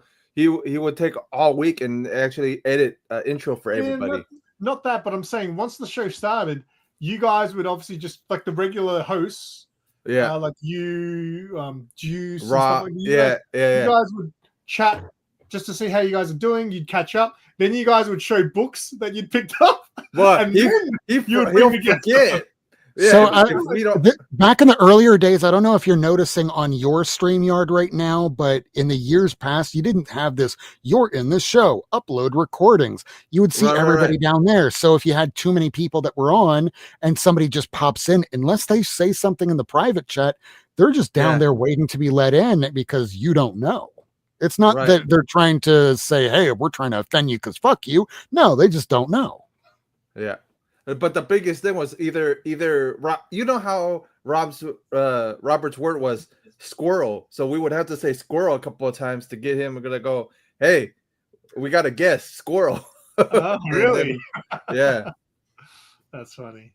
Yeah. I just It's just like jigs. If you needed to say, hey, I'm here in the back, because Vogs, everybody knows who Vogs is.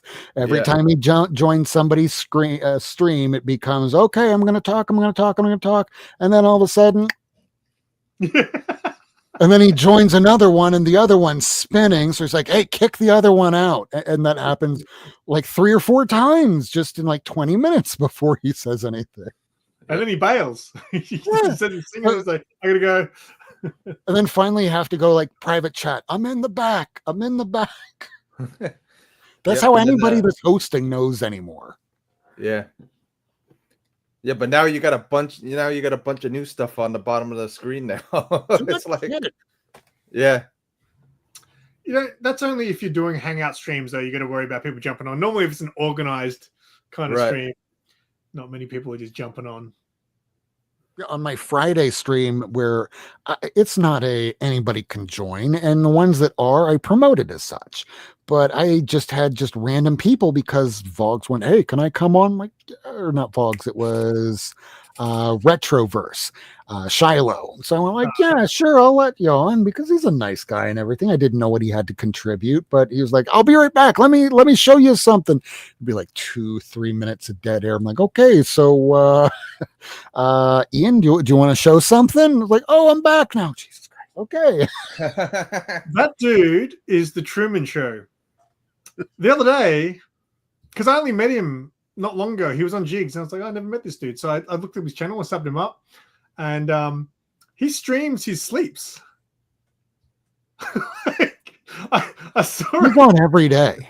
Every day. But he's literally streaming his sleep. I was like, hang on, is he streaming him in bed? So I clicked on it, and literally it's just him in bed. I was like, Jesus, dude.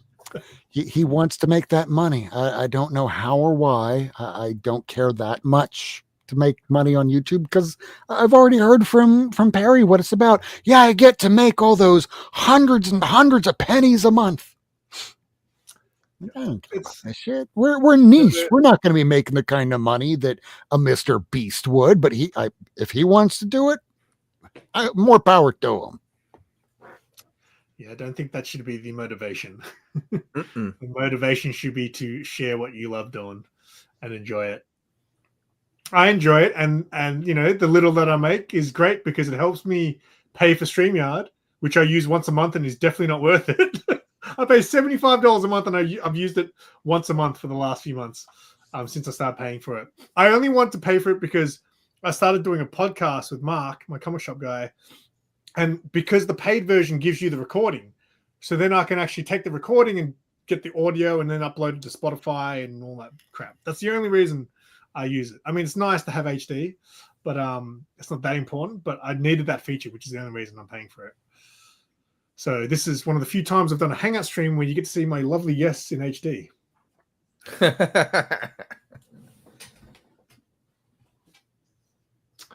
What time is it? That's something I never even thought about doing, uploading the audio to Spotify or any of those podcast channels.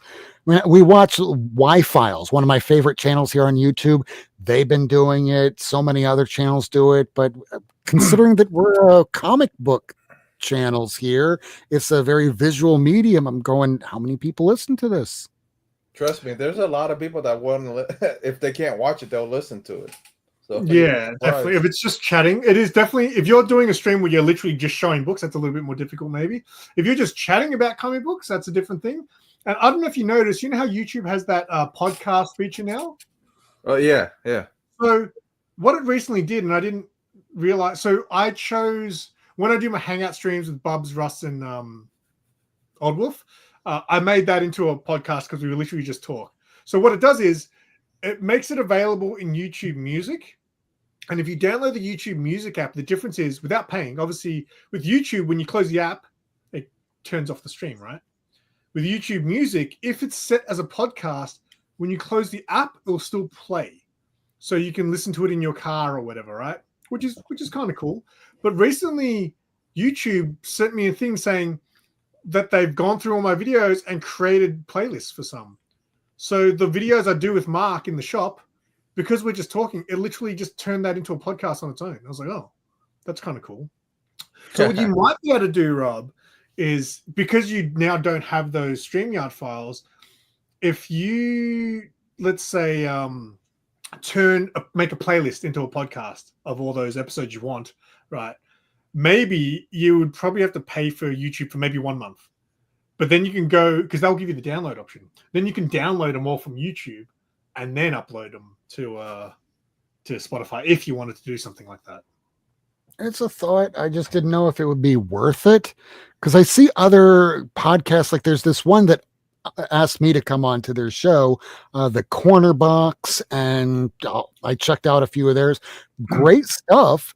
And then it gets a little bit more intimidating, realizing I'm not going, okay, well, I have this book here and I do this and I'm going to do that. It's like, no, it's more like a deposition where if you're asking a question going, so where did you injure yourself in the accident? Where on your body did you hit on the interior of the car? You don't go here and here. You go, my left shoulder, the left side of my head, the back of my head, your upper back, your mid back, you don't go here. So it's a very different beast doing podcasts as opposed to, hey, all visual. The Corner Box is what we almost named our. Years ago, Mark wanted to have a segment called the Corner Box, because years ago, me and Mark were I wanted to do a thing that was almost set up like a TV, presented like us sitting on the couch, and then we would have those segments. This week's new releases, and then he would do like a comic book review, and he wanted to have a thing called the Corner Box, and then I found out there was already a thing.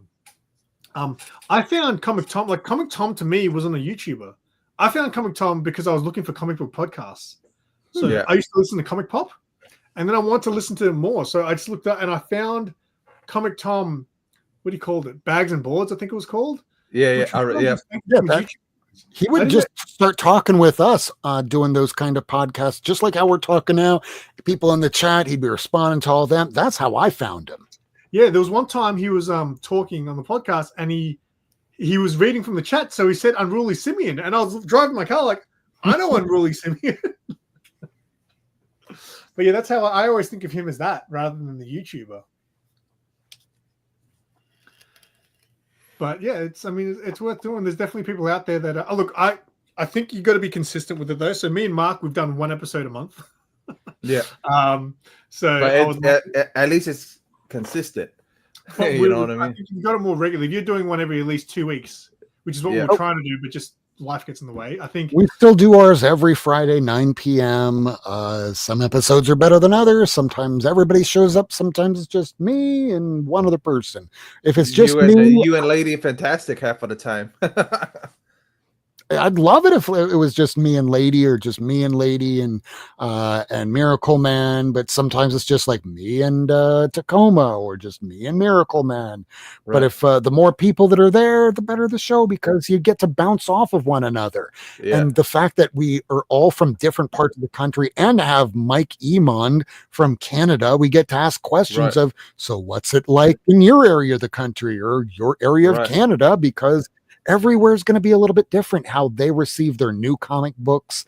Sometimes their shops might not get Diamond, or they're only getting through Lunar. So you might find out the whole West Coast is fucked on a particular book, but the East Coast got everything, or vice versa. Or Canada just said that they're going to be doing this, but no one's publicizing it in America. You're going to get that news from an actual Canadian then down here. That's what I like. So what's going on with Diamond over at your end, Simon? Sorry? What's going on with your Diamond on your end? I mean, as far as I'm aware, it's just business as usual, right? Well, okay. Mark hasn't given me too many updates, but yeah, like I said, I can't really spoil it just yet. But I got a video dropping tonight, the latest episode with Mark, and don't worry about it. Don't spoil it. there is some big news. Not on the Diamond side. I mean, it's kind of related. Anyway. Okay. What time is it being released? 9 p.m. Eastern, which would be... Tonight? So 9 p.m. for my time, which would be about 7 a.m. Eastern, I think, for you guys. So if you want to find out, tune in 7 a.m. Eastern time right here on Simple I need Simon. to get Rob to do my voiceovers for trailers and stuff. for your con ones especially. Yeah.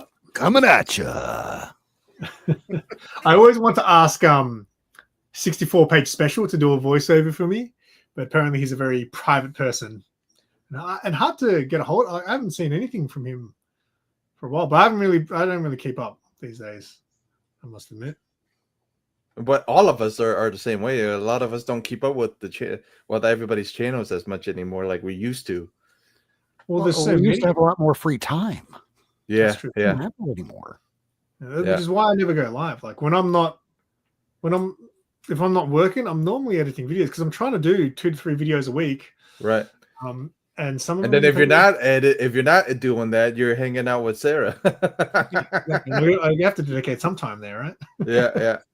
So that's why I want to go to the events. It's good lately because I've gone to an event every weekend for the last 5 weeks, I think, in a row. There's been something that I've done a vlog at, and Sarah's been able to bring one of her friends, which is great because then they can hang out and I can do my thing. When it's just me and Sarah and I'm doing my thing, I kind of have to keep making sure, right. She's cool. Are you okay? Are you sure you're not bored? She enjoys those things. Like she enjoys all the toy fairs, comic fairs, and things too, but not as much as me. So she's done a lot quicker than I am. I could be there for the whole day, and and there'd be no issues. You'll be fine. But There's the difference of a cake enthusiast and somebody that just casually likes cake. Somebody that casually likes cake, they can eat it for like 10 minutes, maybe 20. But if you're an enthusiast, you can be there all day. But that person that's just a casual, it's like, hey, I was done 20 minutes ago. I'm an enthusiast. I love me some cake, and I can eat the whole thing.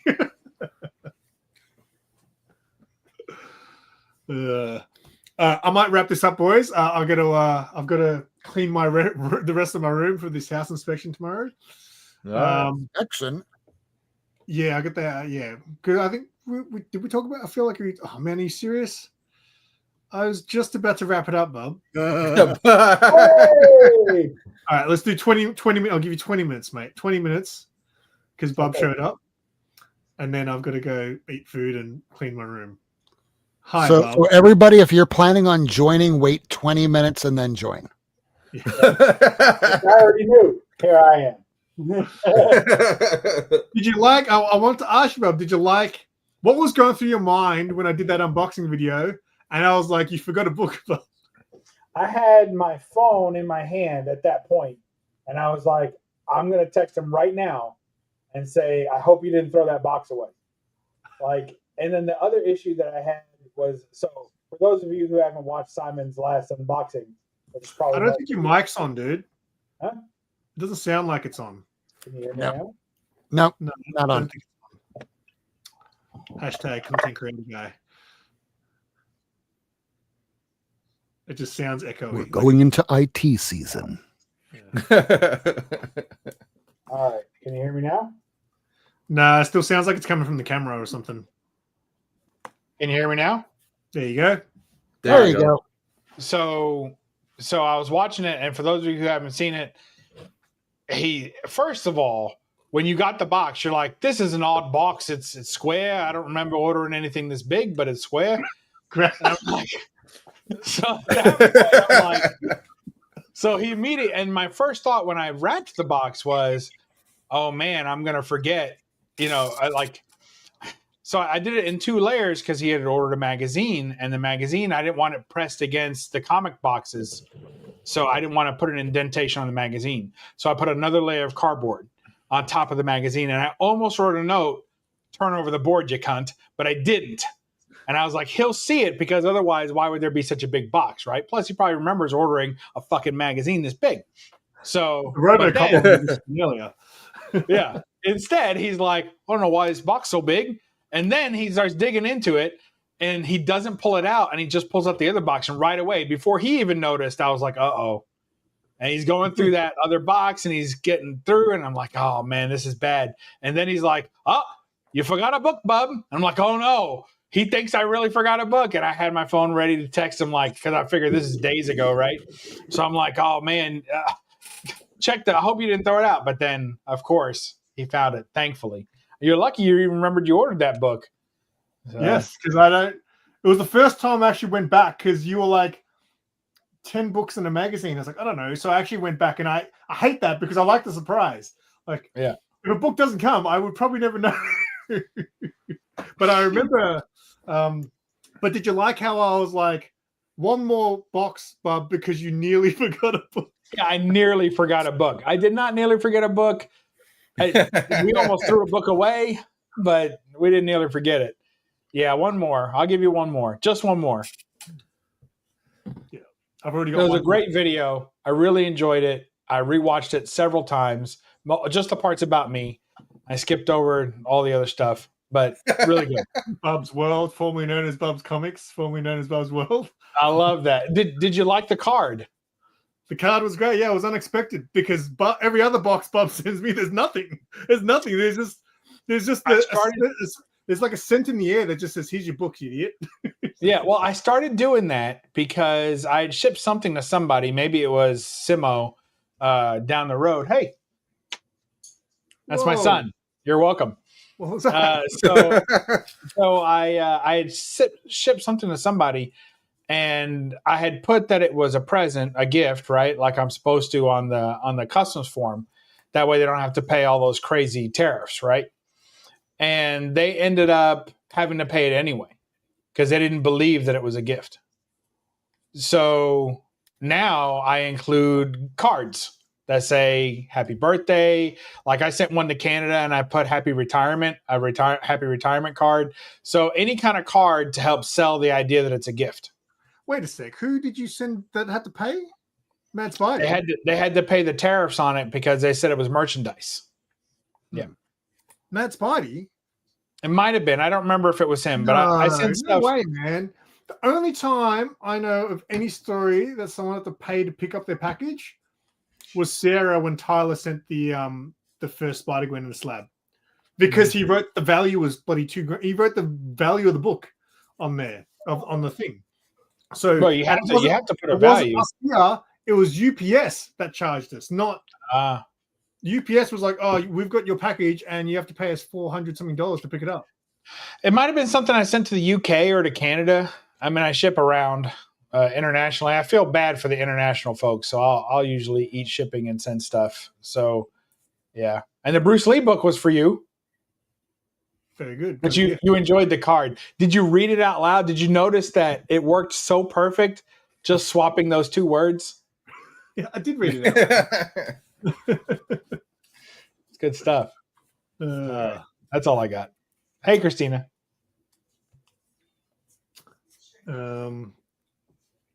Yeah, so I already got my first book on for my Bub box for 2026. Oh, you ship it to me already? Yeah, I sent you a message, but you didn't reply to it. I didn't get it. Meaning I didn't read it. Blocked me. It's so that Final Fight. That Final Fight comic book has a 1-in-5 ratio, and it's like a homage to the Warriors. Whew.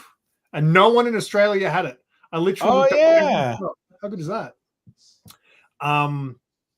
Brian from Take Time Collectibles. Yeah, he hit me up and he goes, "Hey man, have you seen this? You'd love this." And I was like, "I do love that." So I went online to see if I could find it anywhere in Australia because I was like, a 1-in-5, that can't be that hard to get. No one in Australia had it on their website. Wow, awesome. Yeah, was it magazine size? No. I'll know for next time. Good deal. Jeff's always posting. Jeff, you got any more half naked ladies in cosplay that you're hugging up on for your Instagram, or is the well run dry? Did you notice his nickname changed there? AKA Jeff. Cantonese Comic Playboy. Oh, I did not know that. That's fitting. Congratulations. They all started it. I'm like, oh, okay, yeah, whatever. That works. So I'm going with it now. So I like it. Hey, Benny C, what's going on? Me and Benny spent some time last night on the Discord, talking about the impending doom and the end of the world and how prepared or unprepared we all may be for that. So it was a good discussion. I was working, but I stayed in the discussion. I haven't opened up Discord in ages. The other day, I just randomly, accidentally clicked on an email and opened up Discord. Do people still there? Like, I haven't seen Jigs around for a while. I mean, Jigs had the Jigs Kingdom, and it was really thriving. And then everyone kind of got the idea that, well, if it's working for him, I want my own, and which is fine. But then it kind of just dispersed where everyone had to be in their own Discord all the time. And so it kind of broke up to like 2 or 3 fairly active Discords. You know, Circumstances has one, Marcus, Perry has one with his little gaming chat, and then Jig still has his, but it's kind of split between those quite a bit for my usual group of cohorts. So it's kind of watered down. I think I got an invite to Marcus's one. I said Marcus really Aussie then, didn't I? Marcus Aurelius. But I didn't. It took me to Discord, but I didn't even know how to accept it. I'm so useless on Discord, which is why I don't use it. Yeah, I don't do it very well either. But I was able to figure out to get to Jigs finally, because I had like an old Discord login and server or whatever, and it kept trying to tell me I had to go through that one, and I was like, I don't know the passwords to that. And they're like, you've been locked out and we've deleted your account. I was like, great, because I didn't want that damn thing anyway. It was like 7 years old. So it all worked out. What you guys got going on? Rob, I guess he left. He doesn't like all the good bub talk. He's not anti-bub, but he has his fill. He has a very short bub meter, and it overflows. After just a few minutes, it overflows. So, he's waiting for it to go back to yeah, he's waiting. Yeah. So you see, man, there was someone in the chat said something great about you in the comments. Actually, that video was like, everyone needs their own bub. Oh, great comment. Did you tell him I'm one of a kind? Sorry, and spots are limited. Act now. I saw he signed an exclusive contract with me, mate. That's right. I'll ship out it. Like I said, I take pity on the internationals, so I ship out a few of those. I don't hardly ship anything inside the States. Like people ask me, hey, you doing a giveaway? I'm like, no. Yeah, I'm not doing a giveaway. I don't even know what my subs are. I sent some cigars out a couple weeks ago. That was it. That's the last thing I sent out. Cigar AOKs, is it? Yeah. Yeah, I sent a cigar. You can actually ship those here with no. Yeah. Oh no, Old Wolf. I don't think he's allowed to smoke these days, health wise. But I think I sent him to Carlito, Classica. Oh, okay. I kind of figured it was either those two. I was either one of those two. Well, Weapon X. You guys remember him? Like he doesn't. Yeah. Do a whole lot of YouTube these days, and I think it's just in small sections of the community. But he sent an a cigar AOK to Chad. That's Fish Cat Collectibles. And then, so he sent one to me. And I was like, well, I could send one back to him, or I could just keep paying it forward. So I sent one to Carlito, where apparently AOKs go to fucking die. So, because I don't think he sent it to anybody. He just took it and said, thanks. He's been smoking them, and I don't think he sent anything else. So, which is everybody do what you want, folks. So, yeah. I haven't been on a live stream in like a month or more. I feel like I haven't been on a live stream since yesterday. Yeah, I bet. Did you go to C2E2? Mm-mm. No, I didn't go. I figured there were some people. Zaz was there. Yeah, some people went, and then I don't think none of the Florida crew went at all. So none of them. Wow. Because everybody wanted to go. Everybody's wanted to go to Heroes, but it looks like Heroes is a little bit up in the air for us too. Why? What happened? No, a lot of them had, the hurricane happened, so some of them are, yeah. So yeah. Life happens, man. So there's always next year, Yeah, I saw you in a post. I'll forget her name. Nice lady from New York. Comic Goddess or Comic Oh yeah, Comic bombshell. Is that it? Yeah. Yeah, Oh, yeah. Comic Bombshell. I saw her in a post with you. That's always the Yancey Street Syndicate. That always makes my little heart smile when I see her doing stuff, because she did a little bit of YouTube for a hot minute. She was cool, man. Yeah. She was cool. Yeah, she was super cool, super sweet gal, and really into comics and really into collecting her sexy lady books. So I like to see that. So I'm glad she's still out there. I'm glad you guys got to meet up. I drove. Oh no, it wasn't too bad, but it 3 hours to her, and then 3, so 6 hours both ways. Yeah. Wow. That was because it's Jacksonville's way up there, so it's like just 3 hours. Yeah. So Playboy's gonna do it. Playboy's gonna do. Yeah, that's right. That's your Playboy stash right there. Yeah. Was she in for a shoot? Was she in Jacksonville for a shoot? No, she was in Jacksonville. She moved with her boyfriend at the time, military. Oh. So they're military, so they move around. So I met them, and then that week they were moving to New Orleans. Wow. Yeah, so we set something up, met each other, and then they were moving to New Orleans the week after. Wait, did you say her boyfriend at the time? No, her boyfriend. Oh, okay. I was gonna say, the boy he moves fast. Goes up 3 hours, breaks up a couple, 3 more hours. He's like, I'll see you in New Orleans. Yeah, no, it's it, dude. It was 6 hours, 6 hours both ways, and then it took me like, it took the funniest thing. It didn't take me to freeway. It took me freeways, and then it took me like back streets, and then I'm like, what the hell? Where am I going? Wow. No good. Yeah.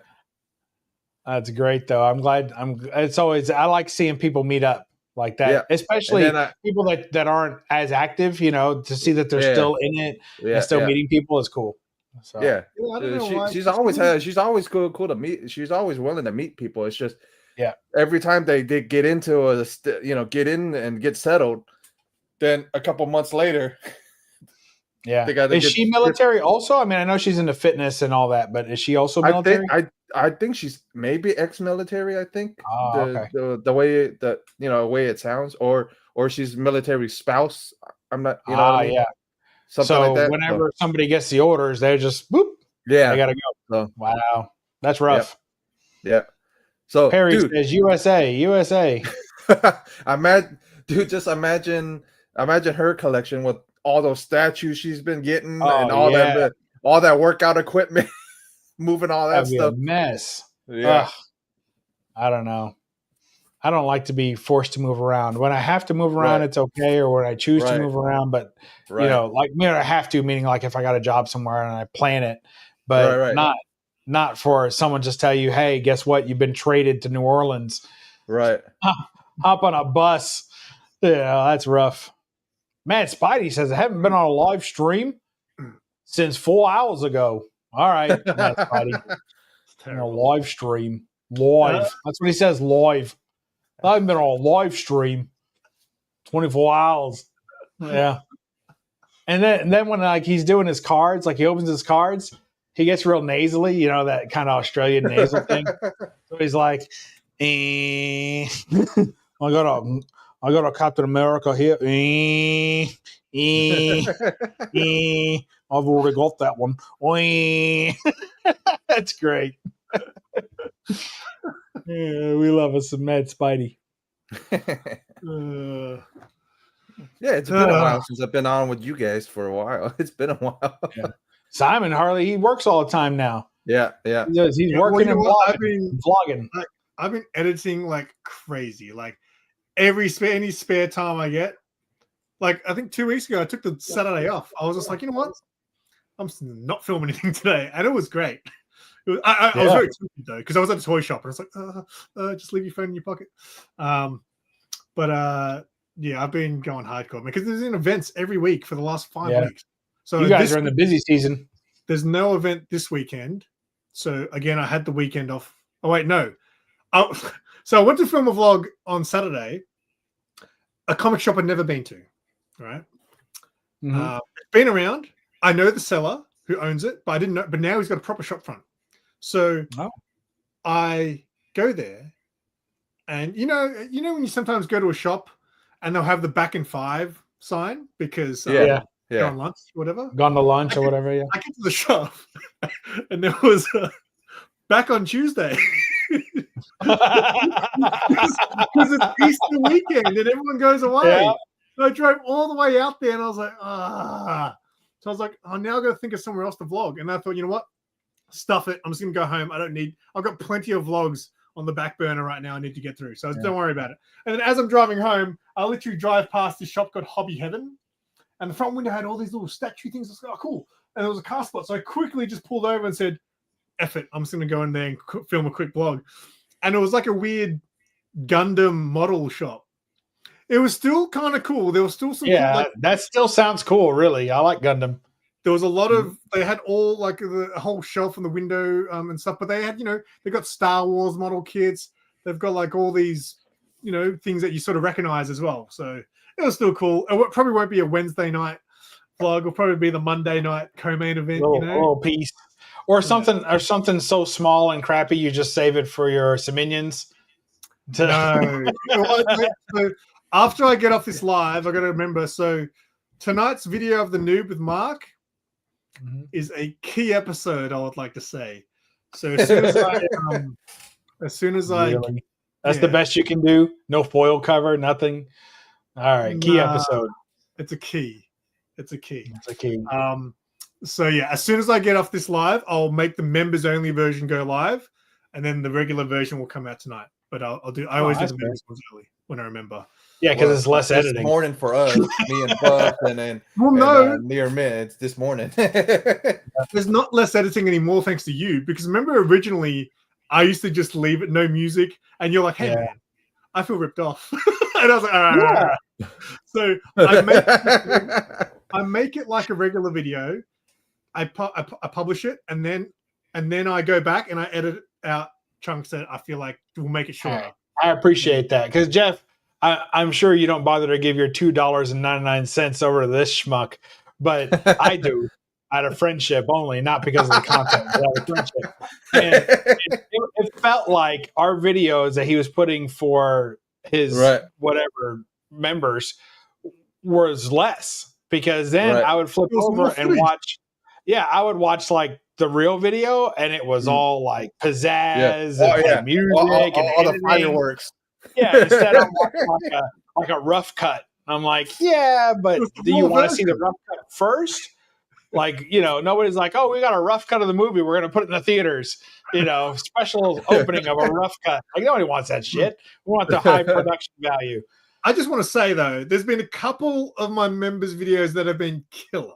Like, the one I did where it was me, Bo, and Spidey filming the video for the Comic Book Community Awards. We're going to get to see a room tour of Spidey's house down in the basement and stuff. That was a sick video, I thought. I'll have to go watch that one. I think I missed that one because I generally avoid all the CBCS awards stuff. There was Mad Spidey. Dude, it was the best. There was Mad Spidey doing his lines for the CBC video that we made. Yeah. It took like 500 takes. Oh my gosh. Maybe I don't need to watch it. There was one line. There was one line and you just couldn't spit it out. What's going on, Phantom? Oh, I like that avatar there, that picture or whatever. I like that. Man, Spidey says that's fucking wobble. Phantom Zone actually had a channel many years ago. So he commented the other night after seeing your video, the Bub Box, and said he wants to send me out a mystery box to open up. Oh, so nice. That will be. He enjoys slightly edited birthday cards. If you have any of those laying around, just chuck those in the box. Makes them feel warm. Hey, Rob, did you get a piece of chicken or something? Or no, I was just given a job for tomorrow. Oh wow, Key West. With knee pads? Yeah, no, it means I need to drive to Key West tomorrow. Oh boy, it's pretty.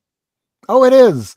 Although coming back. If you're taking card sound, you can kind of see where the fires were, but otherwise, if you weren't told, you wouldn't know that the whole area was on fire. Oh, that's good. Well, as this may be the only live stream on Easter, I wanted to show you how I decorated my beaver for Easter. You still hear me? Did you just get it stuffed? Here's Here's my Easter beaver. Oh, you can't see it because the thing. There you go. There's my Ah. Easter beaver. Bucky's. Easter. Bucky's beaver. He's got his little hat. Oh, very good. There's a beaver tail. Just Goes looks like on a there. bunny. It says, "Stay hunting beaver nuggets." No Forget the pants A. because he's using the Beaver nice, nuggets. clean bathrooms. Isn't that great? That's good stuff. That's prime quality beaver content for you, Simon. If you put this in the thumbnail, you're going to get a lot more views. That's the PG beaver. Yeah. If you want to see more detailed beavers, check out Jeff's Instagram. Yeah. He's the Cantonese Playboy kid, whatever he's going by these days. Yeah, I'm just going. It's just a character, you know what I mean? I'm just going for it. Yeah, we understand. I feel like you just start dressing up like James Bond or something if you're going to be the Playboy. Yeah, or a smoking jacket at least, like Hugh Hefner style. Yeah. You guys see, you'll see. I'm working on something for the cons next cons I'm going to. So That'd be good. Yeah, good. We look forward to that. Well, maybe if that cosplayer goes as Red Sonja, you could show up as Conan. Oh my! Never know. He'll tuck like Buffalo Bill in Silence of the Lambs. You know, I only watched that movie at the end of last year for the first time. I'd never seen Silence of the Lambs. Oh. Does it hold up? Is it like, can you watch it with modern sensibility and it's still enjoy it? Sarah hadn't seen it, and I was like, "Oh, I reckon that might be one you might like as well." So let's watch that together. And yeah, I thought it was good. I really enjoyed it.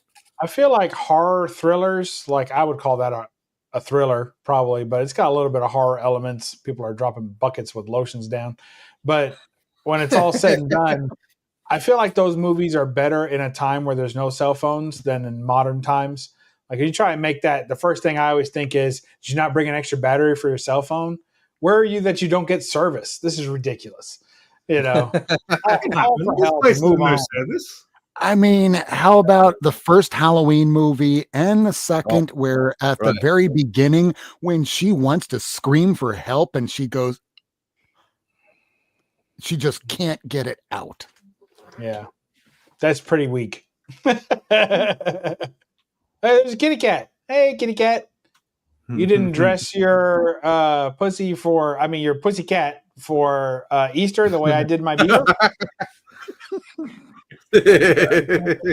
Well, I remember this movie, Scrooged. I was thinking about stapling some ears to his head. Ears. That's a good scene. He staples like antlers to the mouse's head, right? Yeah, something like that. Like, you can't staple them to it's a living creature. Yeah, with Bill Murray, Scrooge. I remember the movie. I don't remember that scene though. It was at the beginning of the movie. Yeah. When you show him what a jerky is. Yeah. Good movie. Well, what else you got have to there, absolutely hate him in order to finally like him. Yeah. Fucking Bucky's, man. Rob's had his half an hour. I'm going to end this stream. We might chat a little bit backstage, but I'm going to end this just so at any point I can just exit to get my food and get my room cleaned. But thank you everyone who hung out. That was good. 2.5 hours. I think we went an hour longer than I thought I was going to go. Thank you, Bob, for showing up. Jeff? Yes, I wouldn't miss it for the world. Always. And thank you to Narman, who was here earlier. And I hope everyone has a great Easter bunny egg. Bye. Love you. Bye.